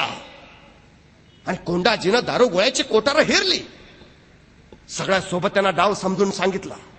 दिवस ठरला. दारू गोळ्याच्या कोठाराच्या बाहेर सुरुंग देखील पेरले, वाताने काढल्या आणि जंजिराच्या पलीकडच्या बाजूच्या दर्यात तारवं तयार ठेवली. काही माणसं तारवावर, बस इकडं वातान पेटवायची आणि तटबंदीवरून सरळ तारवर उड्या घ्यायच्या आणि सपासप ओलवी चालत किनाऱ्यावर धडामधम जंजिरा विसर्जितच झाला पाहिजे. ठरलं. काही साथीदार आधीच दर्यात तारवा घेऊन तयार राहिले. आता शेवटचा हात फिरवायचा, बस फक्त वातान पेटवायची. कोंडाजी घरातनं गडबडीनं निघाला आणि त्याच वेळी त्याची बायको म्हणाली, मी पण येते तुमच्या बरोबर. वक्त वाया घालवायचा नव्हता. एक चूक सुद्धा महागात पडणार होती. तिला समजवायचा प्रयत्न कोंडाजी करत राहिला, पण फेल, व्यर्थ. अखेर कोंडाजी म्हणाल, चल तूही चल माझ्या बरोबर. कोंडाजीची बायको जायला निघाली तशी तिची दासी म्हणाली, मी पण येते बरोबर. कोंडाजीची बायको म्हणाली, ती माझ्याशिवाय राहिलीच नाही, तिलाही घ्या ना. कोंडाजीकडे वक्त नव्हता. एक पल, एक क्षण महत्वाचा. कोंडाजी म्हणाला, चल ठीक आहे तूही चल लवकर. तशी ती दासी म्हणाली, फक्त मी माझे कपडे घेऊन येते एकच मिनिटात.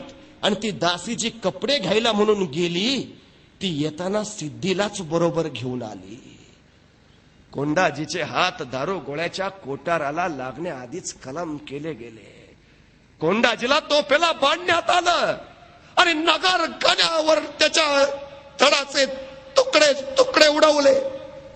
संभाजीचं मस्तक नगार कण्याला टांगलं अरे त्या कोंडाजीच्या स्वामिनिष्ठ रक्ताचा अभिषेक दर्याला झाला आणि दर्या रक्ताळला. चिंदड्या चिंदड्या उडवल्या.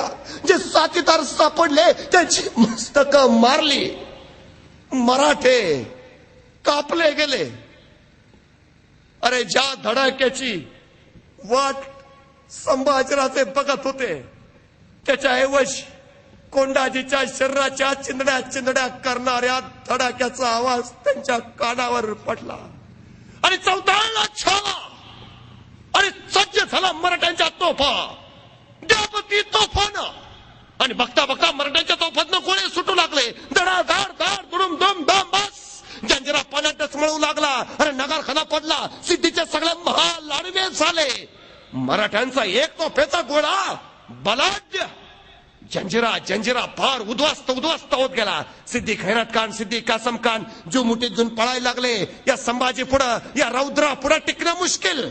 तो सिद्धी खैरत खान एका टेकडी मागे लपून बसला आणि अचानक गोळा आला. नजदीक बस. काळजाचं पाणी पाणी झालं. कळून चुकलं. हा संभाजी आता सोडत नाही. पण जंजिरा ताब्यात आता यायलाच निघाला. पण ऐन वेळी दर्या सिद्धीच्या मदतीला आला. समुद्राला भरती आली. मराठ्यांना मागं सरावं लागलं. पण थांबतील ते संभाजीराजे कसले. अरे मराठ्यांचा जन्म विजांच्या कडकडाटात आणि तोफांच्या गडगडाटातच झालाय. आगीशी खेळणारी माणसं आम्ही पाण्याला घेऊन पाळणार नाही. संभाजी आगीशी खेळणारा पाण्याला कुठला घाबरतो. त्याचवेळी विलक्षण युद्धी डोक्यात निघाली जी रामायणामध्ये प्रभू श्री रामांना सुचलेली. या दर्यालाच व्यसन घातली तर आणि अंमल चालू झाला. दर्यातच पूल बांधायचा. कापसाच्या गाठी, लाकडाचे उंडके, भले मोठे दगड समुद्रात टाकले जाऊ लागले आणि बघता बघता सेतू तयार व्हायला लागला. पण समुद्राच्या लाटा सेतू बांधू देईनात. लाकडाच्या उंडक्या किनाऱ्यावर टाकू लागल्या. कापसाच्या गाठी बाहेर फेकू लागल्या. पण थांबता येते संभाजीराजे कसले मोठ्या चिवटपणे काम चालू ठेवलं. कधी जंजिऱ्यावर गेला ना तर संभाजीराजांनी समुद्रात बांधलेला तो पूल अजूनही दिसतो अजूनही. दर्या बांधू देईना. पण संभाजी हटायला तयार नव्हते. सिद्धी खैरत खान, सिद्धी कासम खान बस पुरते उलटे पलते झालेले. आता संभाजी सोडत नाहीत आणि जंजिरा आता जवळ हातात आलाच. मराठ्यांच्या तोफात राग ओकत होत्याच. लांडा कासम, कलाल बागडी या सिद्धीच्या तोफांनी कधीच माना टाकलेल्या मराठ्यांच्या तोफांची धग त्यांना सोसली नाही. आता जंजिरा हातात येणारच. पण त्याच वेळी औरंगजेबानं झहरी चाल केली. कल्याणला हसन अली खान पाठवला आणि वार्ता संभाजीला मिळाली. कल्याणावर हसन अली खान चालून आलाय आणि संभाजींच्या काळचा ठोका चुकला. कल्याण म्हणजे स्वराज्य. जंजिरा घ्यायच्या नादात स्वराज्य औरंगजेबाच्या घशात जायला नको. संभाजीराजांनी सरळ वेडा दादाजी पंत विसाजी पंतांवर सोपवला आणि संभाजीराजे कल्याणकडे चालते झाले आणि बघता कल्याणला पोहोचले. हसन खानाला तुडावला आणि कल्याणवर पुन्हा भगवा फडकला. पण जंजिरा त्यापासून हातात गेला तो गेलाच. या घटनेमुळे जंजिरा काही हातात आलाच नाही. पण सिद्धीवर अशी जराब बसवली संभाजीराजांनी की संभाजींचं नाव ऐकलं तर जंजिऱ्याच्या काठचं दर्याचं पाणी चळा कापायचं. इतकी अफाट जराब. अरे हे अरब लोक दर्यात यायचे, कोकणातल्या बायका पळवायचे, बाटवायचे. संभाजीराजांनी आदेश दिला फिलफार गिरफ्तार करा आणि सर्केल कान्होजी आंग्रेंनी दोन जहाज गिरफ्तार केली. 200 अरब सापडले. संभाजीराजांच्या पुढे हाजीर केले. संभाजीराजांनी बघितलं आणि सांगितलं आमच्या साताऱ्याच्या शेजारी एक वासोट्याचा किल्ला आहे. वासोट्याचा दिवसा ढवळ्या अजून सुद्धा तिथं कोणी जात नाही. इतकं प्रचंड जंगल.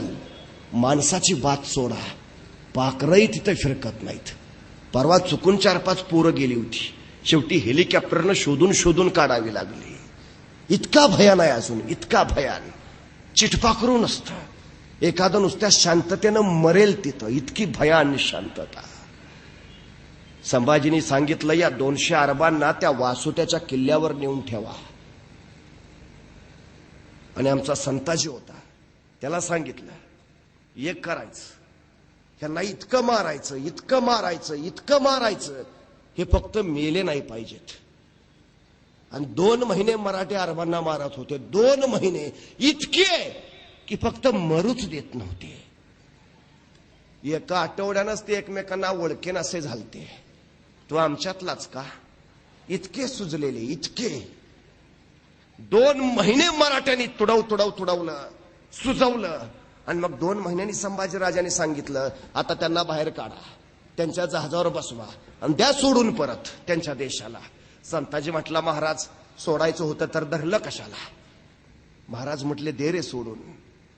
त्या 200 अरबांना त्यांच्या जहाजात बसवलं, त्यांच्या देशाला पाठवून दिलं. आणि मग संभाजीराजे संताजीला म्हणाले, आता हे यांच्या देशात जातील, ह्यांच्या प्रांतात जातील, ह्यांच्या गावात पोचतील, ह्यांच्या घरापुढे येतील, दारापुढे उभा राहतील, दार ठोठावतील, ह्यांच्या बायका दार उघडतील, ह्यांना बघतील आणि म्हणतील, आमचं हे घरात नाहीत, नंतर या. ह्यांच्या बायकाही ह्यांना ओळखायच्या नाहीत. इतके सुजवले, इतका नक्षा बदलवलाय मराठ्यांनी. उद्या जर चुकून कोणी महाराष्ट्राकडे तिरक्या नजरेनं यायला निघाला तर पहिल्यांदा हा आडवा जाईल. कुठं निघाला? महाराष्ट्रात नको जाऊ. अजिबात. माझी अवस्था बघितलेलीस ना, नको. महाराष्ट्रात तेवढा नको. उद्या तिरक्या नजरेनं कुणी येणार नाही महाराष्ट्रात. संभाजीराजांनी जरा बसवलेली तर अशी, अरे पोर्तुगीज थया नाचवले, गोव्यावर हल्ला केला, पार मांडवी नदीत तुडवून संभाजीराजे गोव्यात घुसणार. अरे तो विजराई व्हाईसराय पार वैतागला. गोवा ही राजधानी सोडून त्यानं दुसरीकडे राजधानी तयार करायचा डावही मांडला. पोर्तुगीजांचा उपराज्य संभाजीराजांनी उद्ध्वस्त केला, इंग्रजांची तह केला, इंग्रजांची मस्तीपुरती जिरवली. सरळ केजवीन नावाच्या गव्हर्नरला सांगितलं, मुंबई विकत दे आणि चल चालू पाड. अरे जर त्यावेळी संभाजीराजांनी तहात मुंबई विकत घेतली असती ना, तर 150 वर्ष इंग्रजांचे पाय आमच्या छाताडावर नाचलेच नसते. इंग्रजांचा धोका ओळखला होता ना, तो या सर्जा संभाजीने.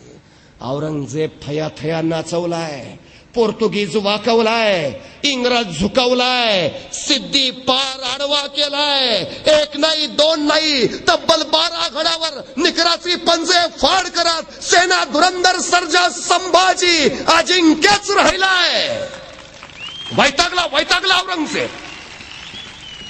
अरे एकही चाल यशस्वीला, एकही गडकिल्ला घेतो म्हटलं, हे मराठे गडकिल्ले सोडायला तयार नाहीत.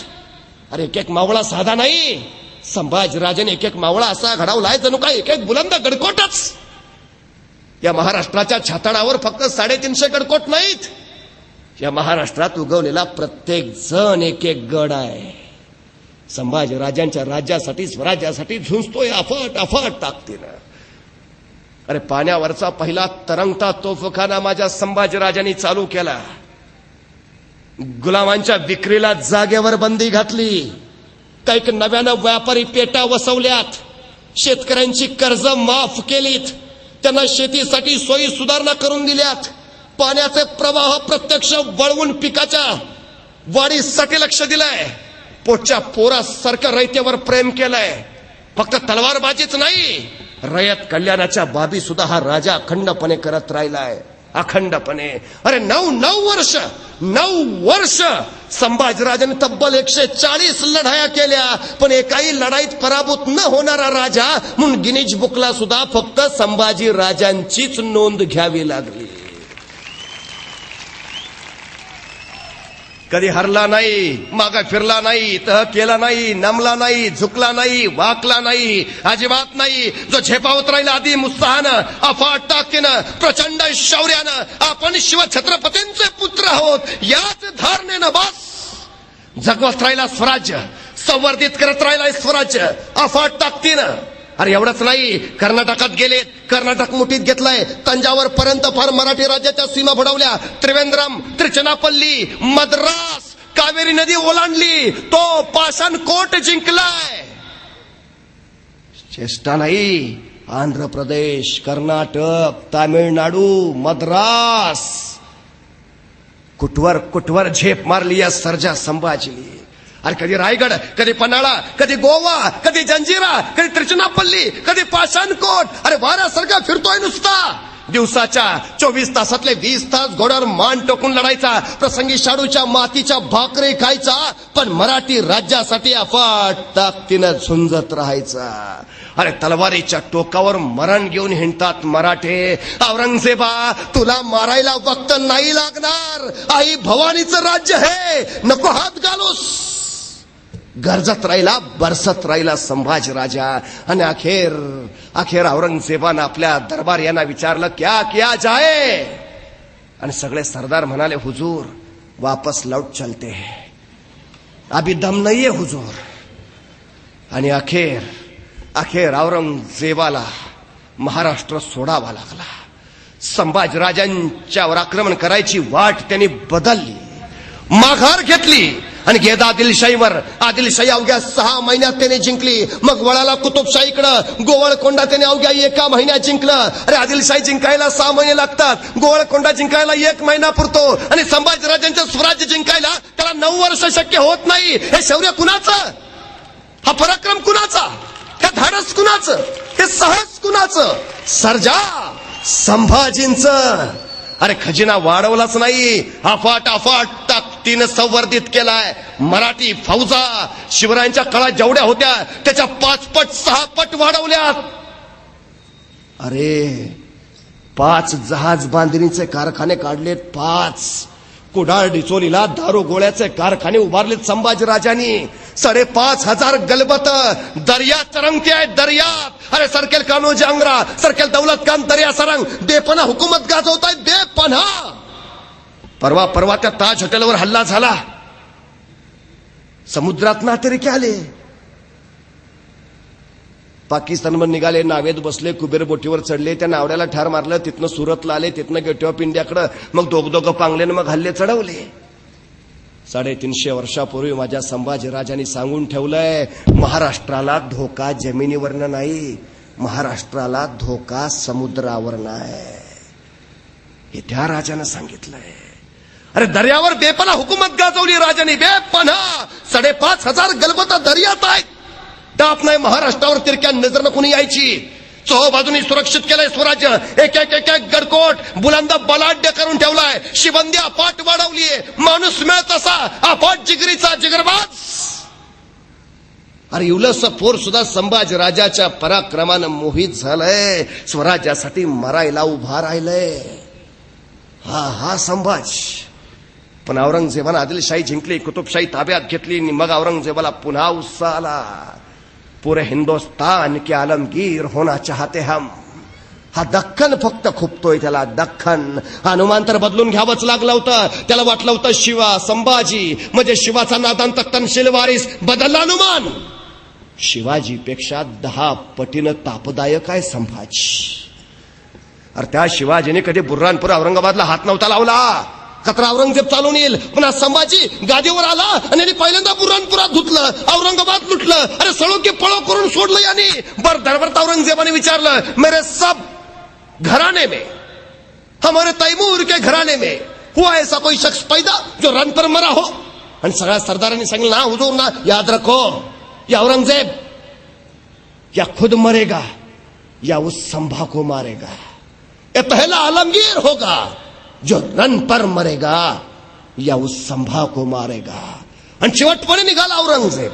पण त्याला माहिती आहे संभाजीला उघड्या मैदानात पराभूतच नाही करू शकत आपण. मग आकला डाव फितुरांना पुन्हा मदतीला घेतलं. पन्हाळ्यावर कैद केलेल्या मंत्र्यांना संभाजीराजाने पुन्हा पद देऊन सोडून दिलं. पण संभाजीराजांचा मोठेपणा त्यांना पेलता नाही आला. या मंत्र्यांनी पुन्हा संभाजीराजांवर 3 वेळा विषप्रयोग केले. 3 वेळा संभाजी वाचले. 3 वेळा त्यांनी मंत्र्यांना माफी दिली. पण मंत्र्यांचा कावा कारस्थानी चालूच राहिला. हे मंत्री अकबराकडे गेले. औरंगजेबाचा पुत्र त्याला सांगायला लागले, तुम्ही जर संभाजीला ठार मारायला आमची मदत करत असाल तर अर्ध स्वराज्य आम्ही तुम्हाला देऊन टाकू. ह्यांच्या बापजाद्याची जागीर असल्यासारखी संभाजीच्या खुनाची सुपारी हे अकबराला द्यायला निघाले. त्या अकबर प्रामाणिक निघाला. त्यांनी खलिता संभाजींना पोचवला, नावं मिळाली. आणि मग मात्र संभाजीने या सगळ्या मंत्र्यांना हत्तीच्या पायी दिलं, भिंतीत चिणून मारलं, रायगडाच्या टकमक टोकावरनं खाली लुटून दिलं. जे केलं ते योग्यच केलं. त्यांना मारलं नसतं तर संभाजींना मरावं लागलं असतं आणि स्वराज्याचा ग्रंथ कधीच आटोपला असता. न्यायासना पाठीमाग सिंहासन आणि सिंहासना पाठीमाग धर्मासन उभा राहिल्याशिवाय राजाची आणि राज्याची प्रगती होत नाही, हे संभाजींना माहिती आहे. आणि संभाजीराजांचा कारभार तसाच आहे. पण हे फितूर पुन्हा औरंगजेबानं फितावले. आता उघड्या मैदानात नाही, आता काव्यानंच डाव मांडायचा. संभाजीराजे आहेत तेवढे रायगड म्हणजे गोरडाच्या बसकणीसारखा वाऱ्याला हिजीत आत शिरता येणार नाही, आणि आत शिरलं वारं बाहेर पडणार नाही, इतका बुलंद आणि बेदाग या रायगडावरनं संभाजींना पकडणं हरवणं मुश्किल. आणि मग औरंगजेबानं डाव आखला, संभाजीला रायगडाच्या बाहेर काढा. आणि फितूर मदतीला आली. गणोजी शिर्के संभाजीराजांचे मेहुणे, वतनाचा न दिल्याचा राग त्यांचे खटले कवी कलशाकडे होते. देसाई सावंत आणि शिर्क्यांचे खटले कवी कलशा पुढे आले. या फितुरांनी शिर्क्यांची समजूत करून दिली की कवी कलश तुमच्या विरोधात. आणि त्या दिवशी कवी कलशानं नेमका खटल्याचा निकाल सावंतांच्या बाजूने दिला आणि शिर्क्यांची खात्री पटली. कवी कलश विरोधकच, आणि शिर्क्या सरळ कवी कलशावर चालवून गेले आणि कवी कलश पळून खेळण्यावर म्हणजे विषयाकडावर आले. संभाजीराजांना पत्र लिहिलं, शिर्क्यांनी मार दिला, पळून खेळणी यास चालो आणि संभाजी कडाडले. नात्याचे पदर जर स्वराज्याची कदर करत नसतील तर काय करावं आम्ही, विचारते झाली येसुबाईनं. आणि येसुबाई म्हणाल्या, सौभाग्याला स्वराज्य आणि स्वराज्याला सौभाग्य मानतो आम्ही.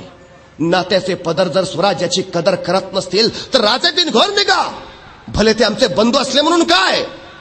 आणि स्वराज्याची स्वामीनी कडाडली आणि स्वामी निघाला, शिर्क्यांवर तुटून पडला, शिर्क्यांचं शिरकान केलं, शिर्क्या पळून गेले आणि संभाजी आले पन्हाळ्यावर. पण संभाजींना कानोकान खबर नव्हती, आपण औरंगजेबाच्या गहऱ्या चालीत फसत निघालोय. औरंगजेबाची चाल यशस्वी झाली होती. संभाजींना रायगडा बाहेर काढण्यात यश आलं होतं. आता संभाजी आले होते पन्हाळ्यावर होते सरलष्कर सेनापती महालोजी घोरपडा, वय वर्ष 60. शरीर थकलं असेल पण मनगडातली रग आणि छातीतली धग विजली नव्हती. आलेल्या संभाजीराजाने विचारलं, संभाजीराजे मुकर्रब खानाची कोण हालचाल. आणि कडाडला मालोजी गौरन बोलीत, राज त्यो काय येतोय, आम्ही हाईन हवं रेट तू की त्याला. आणि संभाजी म्हणाले, मालोजी तुमच्या खांद्यावर तर सुरक्षित आहे स्वराज्य. पण त्याच वेळी हेर धावत आला. संभाजीराज सांगता चला, राज रायगडाला येतेगात करायचा गैर पडलाय आणि काळाचा ठोका चुकला. रायगड म्हणजे राजधानी, महाराणी तिथं आहेत, बाळराजे तिथं आहेत, स्वराज्य सिंहासन तिथं आहे. कुणी डाव्यानं डाव मांडला आणि संभाजीराजे निघाले. मालोजींना सांगितलं, लागली गरज तर हाक मारू, लग येऊन मिळा मास. आणि संभाजीराव घ्या 100 भालायतांसोबत निघाले रायगडाकडं. पण तत्पूर्वीच औरंगजेबाचा खलिता मुकर्रब खानाकडे आलाय. तो संभाजी रायरीचा जहागीरदार शिर्क्यांशी भांडण देणार म्हणून तिकडे आलाय. आता नामी संधी आहे. आणि ती बातमी घेऊनच मुकर्रब खानानं रायगडाला जाणाऱ्या सगळ्या वाटा आधीच जेरबंद करून ठेवल्या. संभाजीराजांनी वाटा शोधल्या, पण वाटा सगळ्याच गिरफ्तार, जेरबंद मुकर्रबच्या तावडीत. एक वाट होती शिल्लक, गर्द बिकट, वहिवाट असलेली, निबिड, काट्याकुट्यांची, किर्र झाडांची, भयांकडे कपऱ्यांची, दऱ्याखोऱ्यांची, बिकट. संभाजीराजांनी तीच वाट निवडली, संगमेश्वराची. पण मुकर्रब खानानं आपले पेरून ठेवले होते फितूर तिथंच. आणि संगमेश्वरच्या 100 भालायतांसोबत संभाजीराजे संगमेश्वराच्या वाटेला निघाले. आणि एवढीच बातमी मुकर्रब खानाच्या कानावर पोहोचवण्यात आली. संभाजीराजे संगमेश्वरला सरदेसाईंच्या वड्यात मुक्कामाला थांबले. मुकर्रबला पक्की बातमी, अवघ्या 100 भालायतांसोबत राजे संगमेश्वरात सरदेसाईंच्या वाड्यात आहेत, नामी संधी आहे, लग निघा.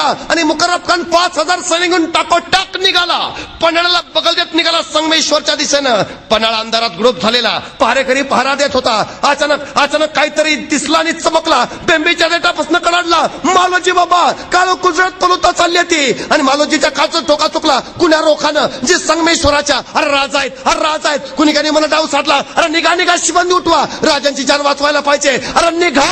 आणि बघता 500 मावळा सज्ज झाला. मुकर्रब खानाच्या 5000 फौजेला बगल देत मालोजी बाबा 500 मावळ्यांसहित दौडू लागला आपल्या राजासाठी, राज्याच्या रक्षणासाठी. निघाला आला संगमेश्वरामध्ये, वेस ओलांडून धपापत्या उरानं, राज निघा राज नावडी जवळ करा. संभाजी खाली आले. का मालोजी, काय गडबड, कोण आफत.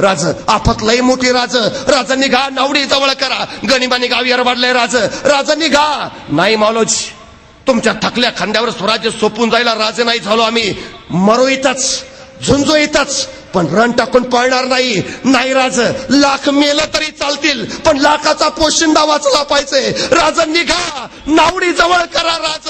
पण त्याच वेळी मुखर्रबची फौज संगमेश्वराच्या वेशीला भिडलेली. 500 मावळा आमचा डोळ्यात डोळा घालून बघत होता. बस अफाट अफाट सेना सागर आणि टिचवर 500 मावळा राजाच्या रक्षणासाठी सिद्ध आहे. आणि बघता बघता मुखर्रब हाजीर झाला. मराठ्यांचा 500 माणूस मेळ पाहिला आणि कडाडला. यलगार हर हर महादेवची आरोळी घुमली आणि बघता बघता तलवारी खणानू लागल्या. जाडापणावरची पाखरा पड पड पड करत उडाली. अरे काळोख थरारला, रात्र थरारली आणि बघता बघता आक्रोश किंकाळणी परिसर दुमदुमून गेला. शौर्याची लाट लाट लाट अवका तुफान तुफान झालं. अरे एक एक मावळा झुंजत होता, शर्तीने लढत होता. बस मोगलांचा काटा कोट करत होता. शिवाजीराजे सांगायचे, माझा एक मावळा 100ला भारी आहे. इथं एक मावळा 500ला भारी पडत होता. मोगलांना बस कापत होता सपासप. मुकर्रब बघत होता. पण मराठ्यांच्या शौर्यापुढं काही काही चालत नाही. आपल्या राजासाठी, स्वराज्यासाठी इथला एक एक गडकोट सारखा झुंजत होता. अरे स्वतः 60 वर्षाचा मालोजी दोन्ही हातात समशेर घेऊन लढतोय. आपण ताकदीनं येईल त्याला सरळ कापतोय. रक्ताचा चिळकांड्या, मांसाचे लगदे, अरे खच प्रेतांचा आणि फिरतोय मालोजी. मुकर्रबनं ते शौर्य बघितलं आणि कडाडला. इस बूढ़े को पहले लगाम डालो, इस बूढ़े को पहले लगाम डालो. तसं सगळी एवढी सैन्य मालोजी बाबाच्या भोवती गोळा झालं. अभिमन्यू चक्रीव्यूहात अडकावा तसा मालोजी अडकला. दोन्ही हातात समशेरी. हे सगळे मोगलांचे एकाच वेळी वार झाले. दोन्ही तलवारीवर पेलले. मालोजी खाली बसला. 60 वर्षाचं रगदार शरीर अचानक उपाळलं. वीज लागली. रक्ताच्या चलखांड्यावर पहिली फळी गारद झाली. दुसरी फळी, तिसरी फळी. अरे तो जोश वेगळा, तो आवेश वेगळा. ते शौर्य बघितलं आणि मग मुखर्रबला कळालं वाघ कसा असतो. तेव्हा अफाट अफाट अफाट शौर्य. आणि त्याच वेळी मुकर्रब खानानं चाल खेळली. कमान मारला, बोलावलं. हा महालोजी असा आवरणार नाही. आणि तिसऱ्या बाजूकडनं लढत्या महालोजीवर नेम धरला. तीर सुटला, उजव्या दंडात घुसला. हातातली तलवार निकाळली. दुसरा तीर कंठात, दुसरी तलवार. निशस्त्र झाला महालोजी आणि गुळाच्या ढेपेला मुंग्या डसाव्या असं एवढी सैन्य महालोजीला डसलं. अरे शरीरावर जागा शिल्लक राहिली नाही जिथं वार झाला नाही. रक्ताळा महालोजी मातीत पडला. अखेरचा श्वास फुलला. डोळे लवले, ओठ हल्ले. त्या श्वासानं माती उंच उडाली आणि त्या उंच उडाल्या मातीला महालोजी सांगता झाला, सांगा माझ्या राजाला. हा महालोजी गेला, मातीत मेला. पण नुसता मातीत नाही मेला, मातीसाठी मेला. अरे मातीत मरणारे काही असतात, पण मातीसाठी मरणारे फक्त मराठे असतात हे सांगत गेला. आणि महालोजी नावाचा बुरुंज ढासळला आणि यवनांचं सैन्य सैरावैरा सुटलं संभाजींच्या मागावर. पण संभाजीराजाने तत्पूर्वीच आपल्या माणसांना सांगितलं होतं, जमेल तसंच जमेल तिथून निष्ठायचं सरांनी. खंडोबा संताजी घोरपडा एका बाजूने सटले होते आणि संभाजीराजांनी कवी कलश दुसऱ्या बाजून नावडीच्या नदीच्या दिशेने दौडू लागले होते. कवी कलश अचानक घोड्यावरनं पडले. राजाचे माई गिर गया. संभाजी वापस आले. कवी कलशाला सोबत घेतलं. दौडू लागली घोडा नावडीच्या किनाऱ्याकडं. आणि बघता बघता संभाजींचा घोडा नावडीच्या काठावर आला. समोर काठावर माणसं दिसली, आपली वाटली. संभाजीने काठ बघितला, नौका. संभाजीची नजर फिरली. पाहतो तो काय, आतापर्यंत ऐकलं होतं नद्या समुद्राला येऊन मिळतात, पण इथं उलटा. मांडवी नदीला, त्या नावडी नदीला मुकर्रब खानाचा सेना सागर भेटायला आला होता. काठावर होता शिवपुत्र संभाजी. चोहो बाजूनी संभाजी राजा रेखला गेला. चोहो बाजूनी यवनांचं सैन्य भरलं. मध्ये संभाजी आणि कवी कलश आणि कडाडला मुकर्रब. किंचलो तलवार उसकी. पण तलवार घ्यायचं कुणाचं धाडस होईना. कुणीतरी एक पाऊल उचलायचं आणि संभाजींची नुसती नजरवर उठायची. 4 पावलं मागं सरायचा तो. नाही जिगर झाली. अखेर मुकर्रब खानानं चोहो बाजूनी दोरखंड फेकले आणि संभाजी जेरबंद झाले. मराठ्यांचा छत्रपती अडकला. छावा संभाजी राजा जेरबंद झाला. शिवपुत्र संभाजी मोगलांच्या कैदेत फसला. फितुरांची चाल यशस्वी झाली. मराठ्यांचा मुकुट मोगलांच्या पायात पडला. पण मस्तक ताटच होत, छाती तशीच, रगाई तशीच आणि बाणेदारपणाही तसाच. बघता बघता मुकर्रब खानानं दस्त केलं संभाजीराजांना आणि राहुल्ला खानाला तो म्हणाला, जितनी जल्द हो सके उतनी जल्द निकलना चाहिए यहां से. अगर पता चला इन मरहट्टों को तो यही कब्र बना डालेंगे अपनी. आणि आश्चर्य वाटेल, संगमेश्वर ते बहादूरगड हे 350 मैलाचं अंतर आहे. एसटीने जायचं झालं तरी 1.5 दिवस लागतो. मुकर्रब खानानं हे अंतर संभाजींना घेऊन चालत अवघ्या 4.5 दिवसात कापून पुरा केलंय. कुत्र माग लागल्यासारखा पळत होता. पण दुर्दैव मराठ्यांचं, किल्ल्याच्या तटा शेजारून संभाजींना नेलं जात होतं, पण तटावरच्या धारकऱ्याला माहिती नव्हतं आपला राजा कैद झालाय. अरे गावच्या वेशीवरनं संभाजींना नेलं जात होतं, पण गावातल्या वारकऱ्याला आणि गावकऱ्याला माहिती नव्हतं आपला राजा कैद झालाय. कडेपर्यंत संभाजींना सुरक्षित ठिकाणी पोहोचवलं होतं आणि औरंगजेबाला खबर द्यायला हेर धावत आला होता. हुजूर हुजूर बडी खुशी की खबर है, संभा गिरफ्तार हुआ. आणि आल्या हेरला औरंगजेब विचारत होता, पी के तो नहीं आए, क्या बकते हो? हाँ हुजूर, संगमेश्वर में मुकर्रब खान ने दस्त कर लिया उन्हें. अल्लाह ताला की मेहरबानी, शब रात का जश्न होना चाहिए. आखिर आई गया दक्कन का चूहा सिकंज में, अब दिखाएंगे उसे, लाया जाए उसे शान शौकत से, पहना जाए तख्ता कुला. आतापर्यंत तिने आपल्या खांद्यावर मराठी तख्त पेरला असेल, आता त्याच्या खांद्यावर तख्ता कुला ठेवा. आतापर्यंत त्यांनी राजवस्त्र घातले असतील, आता त्याला विदूषकी झपली घाला. आतापर्यंत त्यांनी मराठेशाहीचा मुकुट मिरवला असेल, आता त्याला घुंगर असलेली विदूषकी टोपी बांधा. आतापर्यंत त्यांनी राजअलंकार घातले असतील, आता त्याला पोलादी काटेरी साखळ दंडाने जकडवा. आतापर्यंत राजा म्हणून घोड्यावरनं, मेन्यातनं, पालखीतनं, हत्तीच्या अंबारीतनं गेला असेल, आता त्याला उंटाला बांधा.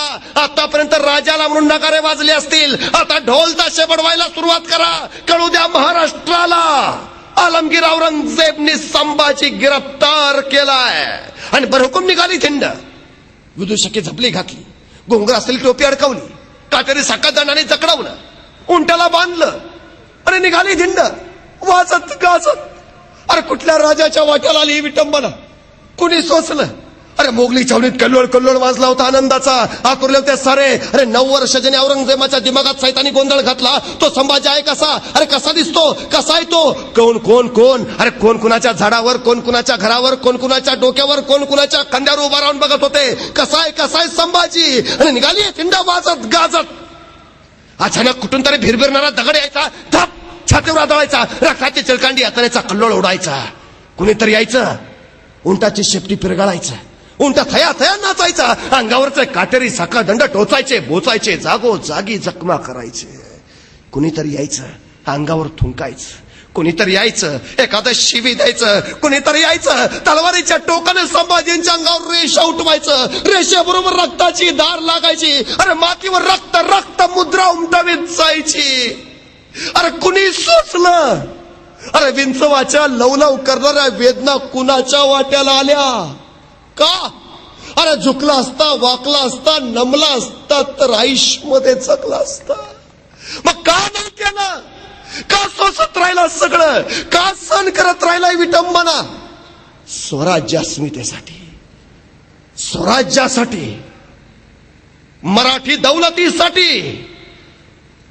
अरे इतका इतका अनन्वी छळ, इतके रक्ताळले होते संभाजी, इतके शेंदूर फासल्या हनुमानासारखे दिसत होते. बस इतकी जागा ठेवली नव्हती रे शरीरावर वार वार करायची. पण एवढं सगळं सोसून सुद्धा छावा होता ताट. झुकली नाही मान, वाकला नाही कणा, तसाच बाणेदारपणे आला औरंगजेबाच्या दरबारात. तख्तासीन झालेला आलमगीर औरंगजेब दरबारात आल्या आल्या वजीर असद खान कडाडला, संभा झुक जाओ आलमपना के सामने. आणि कडाडला कवी कैलाश, राजा है वो, झुकेंगे नहीं झुकाएंगे. खामोश, सर्दिशी शमशिरेला गर्दनेवर चुप चुप. याद रख, कैद में है तू, आला ताला के दरबार में है, चुप. पण त्याच वेळी आवाज ऐकू आला, सबूर आसद सबूर, अभी बहुत पूछना है इसे. आणि आज ते कदम शहनशाह हिंदोस्ता आलमगीर गाझी औरंगजेब तख्तावरनं खाली उतरला, संभाजींच्या पुढे आला. तो रक्ताळा संभाजी एकदा निहाळला आणि नजर स्थिरावली डोळ्यांवर. तीच नजर, तेच तेज. आणि औरंगजेब म्हणाला, 9 बरस का था तब ये मिला था हमें आगरा में, तब पूछा था हमने इसे, क्यों रे संभा तुम्हें हमारा डर नहीं लगता? और इस संभा ने जवाब दिया था, हमें किसी का डर नहीं लगता, लेकिन हमारी वजह से सबको डर लगता है. सच कहा था काफर ने, कभी ठंडक ना मिलने दी, लेकिन अब नहीं. अल्लाह ताला की मेहरबानी, आखिर आज कैद में है तू हमारे. आणि त्या खुदाचे आभार मानायला औरंगजेब गुडघे टेकून खाली बसला, नमाजाच्या रुकाता पडायला लागला. आणि त्याची ती अवस्था बघून संभाजी राजाने कवी कलशांना विचारलं, कवीजी, कवी आहात आपण, मग या प्रसंगावर सुचते का एखादी कविता? आणि आश्चर्य वाटलं कवी कलशांना. अरे काय माणूस आहे, मृत्यूच्या गोटात आहे, औरंगजेबाच्या दरबारात आहे, याला भीती नाही, भय नाही. हा माणूस म्हणतोय सुचते का एखादी कविता? ही काय कविता ऐकायची वेळ आहे? कवी म्हटला, हा राजन, का नाही, ऐका. राजन, तुम हो सांचे, खूब लढे हो जंग, देख तुम्हारा तेज, तखत तेजत औरंग. अहो राजे, काय लढलात तुम्ही जंग, काय तुमचं तेज, काय तुमचं शौर्य. राजे, तुमचं तेज बघून औरंगजेब स्वतःचं सिंहासन त्यागून तुमच्या पुढे येऊन गुडघे टेकून बसलाय. बहुत खूब, खामोश. सर्दी से औरंग ताड़ चुपला, चुप चुप. बता संभा, बताओ, कहा रखा है खजाना, कहा रखी है लूट, कहा रखा है खजाना. तसा कडाडला संभाजी, अरे हिंदुस्थानाचा खजाना, इथं मातीचा कणन कण मानतो मी सोनं. औरंगजेब, तू गिळलास खजाना, तू गिळलास हिंदुस्थान, पण आम्ही मागणार नाही तुझ्यासारखे, होणार नाही भिकारी. अरे हिंदुस्थान हाक मारून भीक देतो तुझ्यासारख्याला, घेत नाही असा, घेऊ मनगडाच्या बळावर. बस. चरफडत राहिला औरंगजेब, चरफडत. ये मरहट्टे क्या खिलाते हैं अपने बच्चों को, क्यों पैदा नहीं हुआ ऐसा एक भी शख्स हमारे जनाने में. हे मराठे आपल्या पोरांना काय खायला घालतात, का असलं एकतरी पोरग माझ्या घरात नाही जन्माला आलं. आणि संभाजी म्हणाला, अरे तुझ्या पोटी कसा जन्मेल संभाजी, अरे कसा जन्मेल संभाजी तुझ्या कुशीत. संभाजी जन्मेल तो शिवछत्रपतींच्या कुशीत आणि महाराष्ट्राच्या मुशीतच. अरे स्वतःच्या बापाला विष देणारा तू, स्वतःच्या भावाची खुलेआम कत्तल करणारा तू, तुझ्या पोटी कसा येईल संभाजी. संभाजी येईल फक्त सह्याद्रीच्या कड्यावर, आणि बस तुझ्या नरड्यावर. याद राख, महाराष्ट्राच्या मातीत उभा आहेस तू, इथंच माती करू. आमच्याच वाटेवर येऊन आमच्याशीच वाटमारी करणाराची त्याच्या वाटेवर जाऊन वाट लावल्याशिवाय आम्ही आमच्या वाटेवर परतत नाही, हा इतिहास आहे आमचा. आणि चमकला औरंगजेब, त्याला काय कळे ना, अरे कैदेत कोण आहे, तू का मी. पण अखेर विचारला त्यांनी, मेरे कौन कौन से सरदार शामिल थे तुम्हें. आणि उसळला संभाजी, अरे तख्तासाठी रक्तावर उलटणारी जात नाही आमची, आई भवानीचे भूते आम्ही, विकणार नाही इमान, होणार नाही बेईमान. मरू इथंच, रक्ताचा अखेरचा थेंबन थेंब असेपर्यंत इथंच. याद राख, सिंहाचे बछडे जगतात सिंहासारखे आणि मरतात ही सिंहासारखेच. नको लागूस नादाला. आणि अखेर औरंगजेब संतापला, ले जाओ इसे हमारी नजरों के सामने से, निकाल दो इसकी आंखें जलाती है बहुत हमें, काट डालो इसकी जबान बोलती बहुत है, जाओ. आणि संभाजींना औरंगजेबाच्या दरबारातनं नेला गेला. इथंच आम्हाला आणखीन एक सांगितलं की औरंगजेब संभाजीराजांना म्हणाला, तू जर मुस्लिम व्हायला तयार असला तर आम्ही तुला माफ करतो. आणि संभाजीराजे त्याला म्हणाले, तू जर तुझी मुलगी मला देत असला तर मी मुस्लिम होतो. संभाजींचं चरित्र असं तसं बदनाम केलंच आहे, पण त्यांच्या शेवटच्या ज्वलन तेजस आत्म बलिदानाच्या वेळी सुद्धा त्यांना असं बदनामीच्या आगात जाळावं, ही केवढी मोठी शोकांतिका आहे. अरे का जाळावं या आगीत त्यांना? अरे घडलंच नाही, असं नाही झालं. असं दोनच सवाल विचारलेत औरंगजेबानं, दोनच. अरे लिहिलंय औरंगजेबाने, त्याच्या मृत्यूपत्रात लिहिलंय. पहिली चूक केली शहाजहाननी, त्यांनी शहाजीला जिवंत कर्नाटकात जाऊ दिलं. शहाजीच मारला असता तर शिवाजी उभाच राहिला नसता. दुसरी चूक मी केली, आग्र्याच्या भेटीतनं शिवाजीला जिंदा जाऊ दिलं. शिवाजी मारला असता तर संभाजी खडाच राहिला नसता. 2 चुका केल्यात, तिसरी चूक करणार नाही. आणि राहिला सवाल, तुझी मुलगी देत असला तर मुस्लिम होतो वगैरे वगैरे बाजार गप्पांचा काही अर्थ नाही आहेत. कारण औरंगजेबाला एकूण 5 मुली होत्या. पहिली मुलगी झेबुन्निसा, ती शहाजहान बरोबर आग्र्याला कैदेत होती. ती तिथंच मेली, ती महाराष्ट्रात कधी आलीच नाही. मधल्या 3 मुलींची औरंगजेबानं लग्न केलेली, आणि 5वी झिनतुन्निसा ती औरंगजेबाबरोबर महाराष्ट्रात आलेली. संभाजीराजे ज्यावेळी पकडले गेले त्यावेळी संभाजीराजांचं वय होतं 32 वर्ष. 32. आणि या झिनतुन्निसाचं वय होतं 46 वर्ष. ज्यावेळी संभाजीराजे पकडले गेले त्यावेळी संभाजींचं वय 32 वर्ष आणि या झिनतुन्निसाचं वय आहे 46 वर्ष. कुठला 30शीतला पोरगा म्हणेल मी 50शीतल्या बाई बरोबर लग्न करतो? कुठला इतिहास ऐकतो? औरंगजेब संभाजींचा संघर्ष धर्मसंघर्ष नाही, तो सत्ता संघर्ष आहे.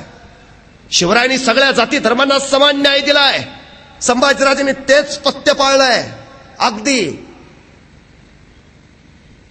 पण औरंगजेब सारखा जहरी सर्प त्यांनी ठेचलाय. अखेर वडबुद्रुक तुळापूरच्या वधस्तंभाला संभाजींना बांधलं गेलं. औरंगजेबानं सुचवलेल्या सजेचा अंमल चालू व्हायचा. आणि बघितलं संभाजीने आज्ञा डोळे काढायची. लालबुंद तापलेल्या तप्त सळ्या घेऊन येताना दिसले हपशी. दुरांच्या रेषा हवेत सोडतायत सळ्या त्या. अरे लालबुंद सळ्या, कळून चुकलं, डोळे जाणार आता. संभाजीने मिटले नेत्र आणि डोळ्या पुढे उभा राहिले राजा शिवछत्रपती. मासाहेब जिजाऊ, आई सईबाई, मावळे, स्वराज्य, गडकोट. अरे याच डोळ्याने घेतलं स्वराज्याचं दर्शन, याच डोळ्याने केलं इशारा आपल्या मावळ्यांना, याच डोळ्याने पाहिली स्वप्न स्वराज्य संवर्धनाचे.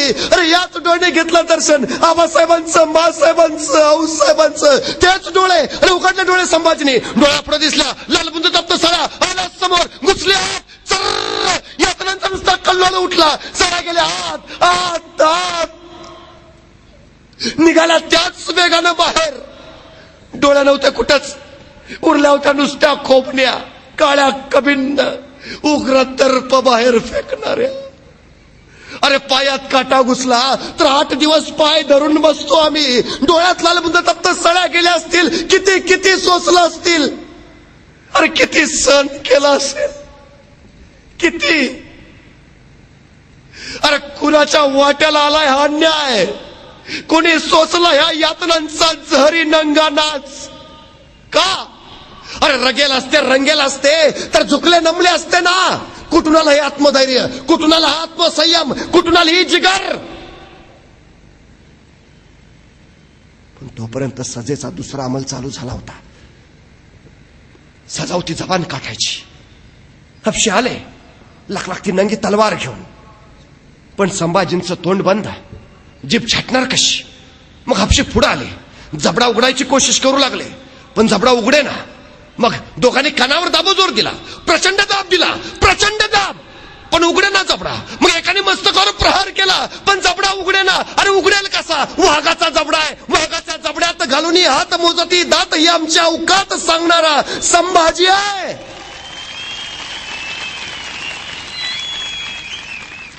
पण तोपर्यंत एकानं युक्ती केली.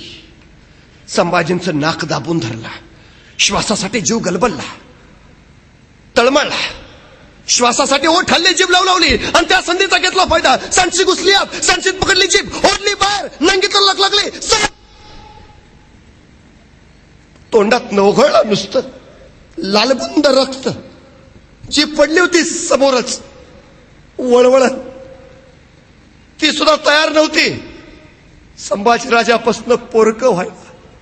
अरे ज्या जिभेनं उमटवले जगदंब जगदंबचे बोल, ज्या जिभेनं दिली किलकारी हर हर महादेवची, ज्या जीभनं केला जागर जय भवानीचा, जी जीभ म्हणत राहिली आऊसाहेब मासाहेब बाबासाहेब, ती जीभ पडली होती समोरच वळवळत.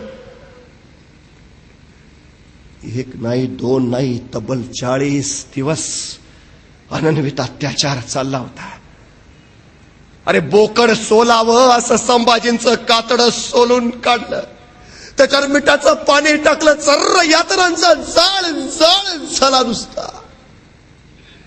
कुणीतरी यायचं गुडघ्याच्या वाट्या काढून न्यायचं, कुणीतरी यायचं हाताची बोट छाटायचं, कुणीतरी यायचं तलवारीच्या पात्यानं मांसाचे लगदे कापायचं, कुत्र्या गिधाडांना खाऊ घालायचं. अरे कुणी बघितलं असतं तर वाटलं नसतं मराठ्यांचा छत्रपती आहे. अरे भूतासारखी अवस्था झालेली, आणि एवढं सगळं होऊन सुद्धा माझा सर्जा सोसत राहिला, सहन करत राहिला. का? आपण शिवछत्रपतींचे पुत्र आहोत. या अस्मितेसाठी, स्वराज्यासाठी, राष्ट्रधर्मासाठी सहन करत राहिला 40 दिवस. अखेर उगवली फाल्गुनी वद्य अमावस्या, 11 मार्च 1689. औरंगजेबाची अखेरची सजा. संभाजीचं मस्तक कलम करा. आणि संभाजींचं मस्तक छाटलं गेलं, भाल्याच्या फळाला अडकवलं, आणि गुढी पाडव्याच्या आदल्या दिवशी महाराष्ट्रात संभाजींच्या मस्तकाची गुढी उभारली. निघाली वाजत गाजत, आली इंद्रायणी भीमेच्या तीरावर. त्या इंद्रायणी भीमेच्या तीरावर त्या रेतीत रोवला तो भाल्याचा फाळ, आणि मस्तकातनं रक्ताचा एक थेंब पडला त्या पात्रात, आणि थरारली इंद्रायणी भीमा. आणि याच इंद्रायणी भीमेनं पाहिलं होतं ते शौर्य, ते धाडस, ते साहस, तो पराक्रम, ती ज्वला ज्वलन तेजस निष्ठा, ते धैर्य, तो संयम, मानवी जीवनाच्या पलीकडल्या चिरंतन तत्वाशी जुळलेलं संभाजींचं ज्ञाननाथ. ती इंद्रायणी भीमा संभाजींच्या मस्तकाकडे तिरक्या माना करून आसवं ढाळू लागल्या. गेली 350 वर्ष झाली, इंद्रायणी भीमा अजून रडतेच आहे. सांगतेय खरा सर्जा संभाजीराजा अजून कळलाच नाही. शिवाजी महाराजांनी सांगितलं कसं जगावं, आणि संभाजी महाराजांनी दाखवलं कसं मरावं.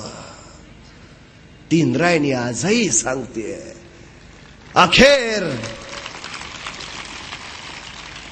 अखेर तू औरंगजेब म्हणत राहिला, सचमुच छावा है छावा शेर का. हमने आंखें निकाल दी उसकी, लेकिन उसकी आंखें झुकी नहीं हमारे सामने. हमने जबान काट दी उसकी, लेकिन उस जबान से उसने मांगे नहीं रहम के 2 लफ्ज. हमने हाथ तोड़ दिए उसके, लेकिन नहीं फैलाए उसने अपने हाथ हमारे सामने. हमने पांव काट दिए उसके, लेकिन नहीं टेके उसने अपने घुटने हमारे सामने. हमने गर्दन काट दी उसकी, लेकिन उसकी गर्दन नहीं झुकी हमारे सामने. सचमुच छावा है छावा शेर का. या अल्लाह, होंगे कामयाब कभी, या ऐसे ही लौटना पडेगा खाली हात दिल्ली. पण दिल्लीला परत जायचं भाग्य औरंगजेबाच्या वाट्याला आलंच नाही. संभाजींच्या रक्ताच्या थेंबा थेंबातून इथं पुन्हा जन्माला आला हजारो लाखो संभाजी. अरे संताजी धनाजी सारखा एक एक झुंजत राहिला, लढत राहिला. राजाशिवाय 14 वर्ष महाराष्ट्र औरंगजेबाशी टक्कर घेत राहिला, आणि अखेर इथंच औरंगजेबाची कबर बांधून मग शांत झाला.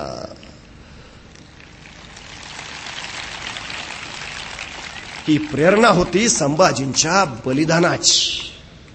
ही प्रेरणा होती संभाजीराजांच्या राष्ट्रप्रेमाची, राष्ट्रभक्तीची. जय शंभूराज. अशाच व्हिडिओंसाठी सबस्क्राईब करा. जय शंभूराज.